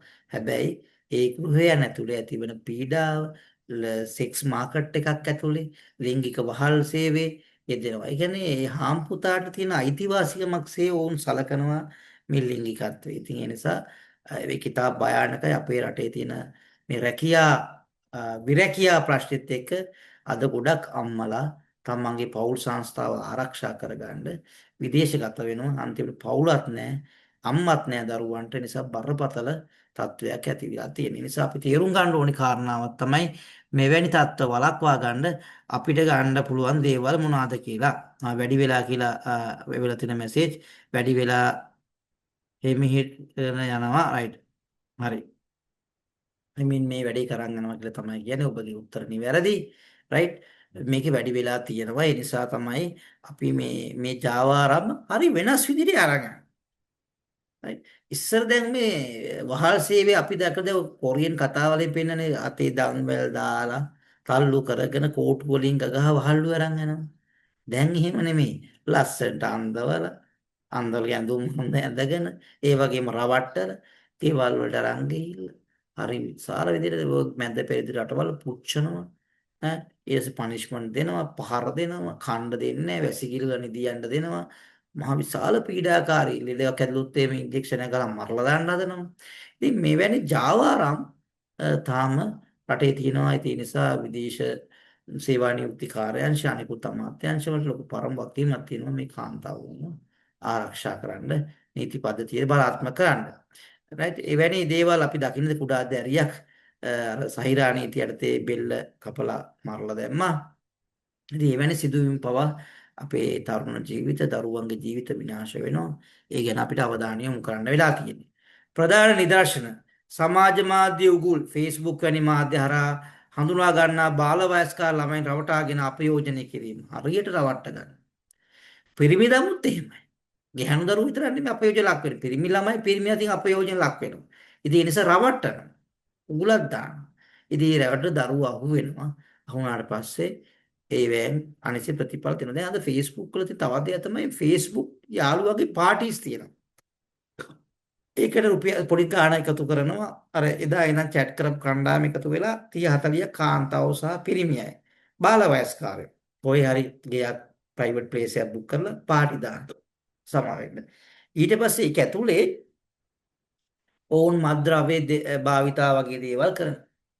ඉතින් අපි තේරුම් ගන්න ඕනේ අපේ නව ප්‍රවණතාවයන් තමයි අර કૃතිමව සම්බන්ධ වෙන මිනිසුත් එක්ක මත්ද්‍රව්‍ය භාවිතා කරන්න, ලිංගික සම්බන්ධතා පවත්වන්න, ඒකතු විවිධ රෝගාබාධ, ඒ වගේම ගැබ් ගැනීම, ඒ වගේම විවිධාකාර පීඩාවල් ඇති වෙන්න පුළුවන්. ඉතින් ඒ නිසා මෙවැනි තත්ත්වයන් සමාජයේ මුදව ගන්න ඕනේ. මේක නව ප්‍රවණතාවක් වශයෙන් අපිට පේනවා. පලිගැනීම සහ අසභ්‍ය දර්ශන පුද්ගලික ඡායාරූප සහ දර්ශන අන්තර්ජාල මුදාහරණ බව පවසා කාන්තාවන් බිය ගන්නවා මුදල් හෝ ලිංගික අල්ලස් ගැනීම. අද හරියට වෙනවා. කාන්තාව බයයි තමාගේ ස්වාමි පුරුෂයාට කිය. සමහර ඒ අය වලින් හදලා තියෙන. එයා දන්නේවත් නැහැ. එයාට ගැළපෙන ඇඳුමක් තියෙනවා. එයා කල්පනා කරනවා මගේ මෙහෙම පින්තූරයක් යන්නේ කොහොමද කියලා. ඉතින් කෙසේ වෙතත් ස්වාමි පුරුෂයා දරුවෝ දැක්කොත් මට මීට වැඩි ලැජ්ජාවක් වෙයි. ඒ නිසා එයා කියන විදිහට සල්ලි දාන්න පටන් ගන්නවා. එයා කියන තැන් වලට යන්න පටන් ගන්නවා. ඔබ එතනින්ම ඔබේ ජීවිතය විනාශ කරගන්න. ඒ නිසා ඔබ සමාජය අපි අවදි කරවන්න ඕනේ. මෙවැනි දේවල්වලදී කොහොමද අපි ක්‍රියාත්මක කරන්නේ? ඔබගේ දියණියක් වෙන්න පුළුවන්, ඔබේ දියණියගේ යාළුවෙක් වෙන්න පුළුවන්, වෙන සමාජයේ සහෝදරියක් වෙන්න පුළුවන්. මෙවැනි තත්වයකට අපි දැන් විශ්වවිද්‍යාල අපි දරුවන්ට උගන්වනවා. අපි අහනවා මෙවැනි දෙයක් වුණොත් ඔයා මොකද කරන්නේ?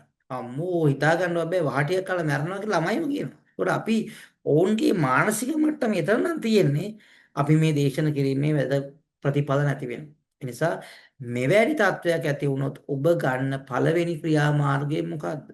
ඒකද ගත යුතු පළවෙනිම ක්‍රියාමාර්ගය කියලා අපි තේරුම් ගන්න ඕනේ. විද්‍යාත්මකව උන්ට කියා දෙන්න ඕනේ. මෙන්න මේක තමයි ගන්න ඕනේ හරිම ක්‍රමේ ඔබ ආරක්ෂා කරගන්න පුළුවන් කියලා. නිසා මේව නිසා ගොඩාක් සූසයිඩ් කරගන්න. අපරාධය වෙනම ජීවිත නාස්ති වෙන්න පුළුවන්. ළමා අසභ්‍ය දර්ශන, අන්තර්ජාලය හරහා බෙදා හැරීම, ජාල ක්‍රියාත්මක කිරීම වගේ දේවල් බහුලව සිදු වෙනවා නව ප්‍රවණතා වශයෙන්. මගේ දේශනේ මම අවසන් කරනවා අද දින. මම හිතන්නේ අපරාධ නිවාරණය හා පුනරුත්ථාපන ජාත්‍යන්තර සංවිධානයත් ඒ වගේ වෘත්තීය සැලසුම් හා පර්යේෂණ ආයතනයත් ඒකාබද්ධව ඔබට ඉදිරිපත් කරපු අපරාධ නිවාරණ හා පුනරුත්ථාපන පාඨමාලාවේ අධ්‍යයන ඉගැන්වීම් කටයුතු අවසන් කරනවා. කරුණාකර හෙට 3ට පෙර අනෙකුත් අය මෙතන ගොඩක් අය නැහැ. ක්‍රියාපදිංචි වෙච්ච අය. අපි දන්නවා වීඩියෝ පටිත බලනවා. අපි මේවා රෙකෝඩින් ඔබට එවනවා. නැවතත් පොඩ්ඩක් කියවන්න. මේක බේස් එකක් විතරයි. මේක ෆවුන්ඩේෂන් කෝස් එකක් විතරයි. මේක උත්තේජනයක් කරගෙන අපරාධ ගැන, අපරාධ නීතිය ගැන, එහෙම නැත්නම් වෙනත් මේ ශාස්ත්‍රීය විෂයන් සම්බන්ධයෙන් අපරාධ විද්‍යාව ගැන ඔබට යම් ආකාරයක අධ්‍යයනයක් කරන්න හැකියාවක් තියෙනවා හොඳයි කියලා මම යෝජනා කරනවා. හරි. ඒ වගේම මේ බණ්ඩාරනායක සම්මන්ත්‍රණ ශාලාවේ තියෙන සහතික පත් ප්‍රදාන උත්සවයට ඔබට ආරාධනා කරනවා. මේ සමාජික සංඛ්‍යාව ඉතාම සීමා සහිත ප්‍රමාණයක් මේ පාඨමාලාවේ හිටියට ඒ සංවිධානයේ කිසිම අඩුවක් කරන්නේ නැතුව ඔබ වෙනුවෙන් මේ දේශන ශාලාවල් වෙන් කරලා සහතික පත්‍ර හදලා ආචාර්යවරුන්ට ආරාධනා කරලා ඔවුන්ට ගෙවීම් කරලා මේ වැඩසටහන කරන් යන. ඉතින් ඒකේ උත්සවයට සහභාගී වෙන්නත් ඔබේ සමීප හිතවතු ඉන්නවනේ ඒක සහභාගී කරවන්නත් අවස්ථාවක් සංවිධානයෙන් දීලා තියෙනවා. නිසා ඒකත් ආරාධනා කරමින් අපේ විශ්වවිද්‍යාල ආචාර්ය මහාචාර්යවරු ඔබ සමග ඉගැන්වීම් කටයුතු කළා. ඔවුන්ටත් ඔබටත් ස්තුතිවන්ත වෙනවා. සතුටුයි ඔබට යම් දේශනයක් කිරීමට හැකියවීම සම්බන්ධයෙන් විශ්වවිද්‍යාලයේ එළියට ගිහිල්ලා අපිත් කැමති සමාජයට යම් අවබෝධයක් මේ ශේෂ්ත්‍රය ලබා දෙන්න. මොනවා හරි අදහසක් තියෙනවා ඔබට කියන්න පුළුවන් නැත්නම් අපේ දේශන කටයුතු අවසන් කරනවා. බොහොම ස්තුතියි සර්, මේකෙන් අපි ලොකු මේ පරිචයක් ලබා ගත්තා. මම හිතන්නේ මේකේ බේසික් එකක් හින්දා ඇත්තටම අපිට පුළුවන් වෙනවා ඉස්සරහටත් සර්ලත් එක්ක සම්බන්ධ වෙන්න. බොහොම ස්තුතියි සර්. අනේ thank you very much. හරි එහෙනම් සුබ රාත්‍රියක් සිදු වෙනට බොහොම ස්තුතියි.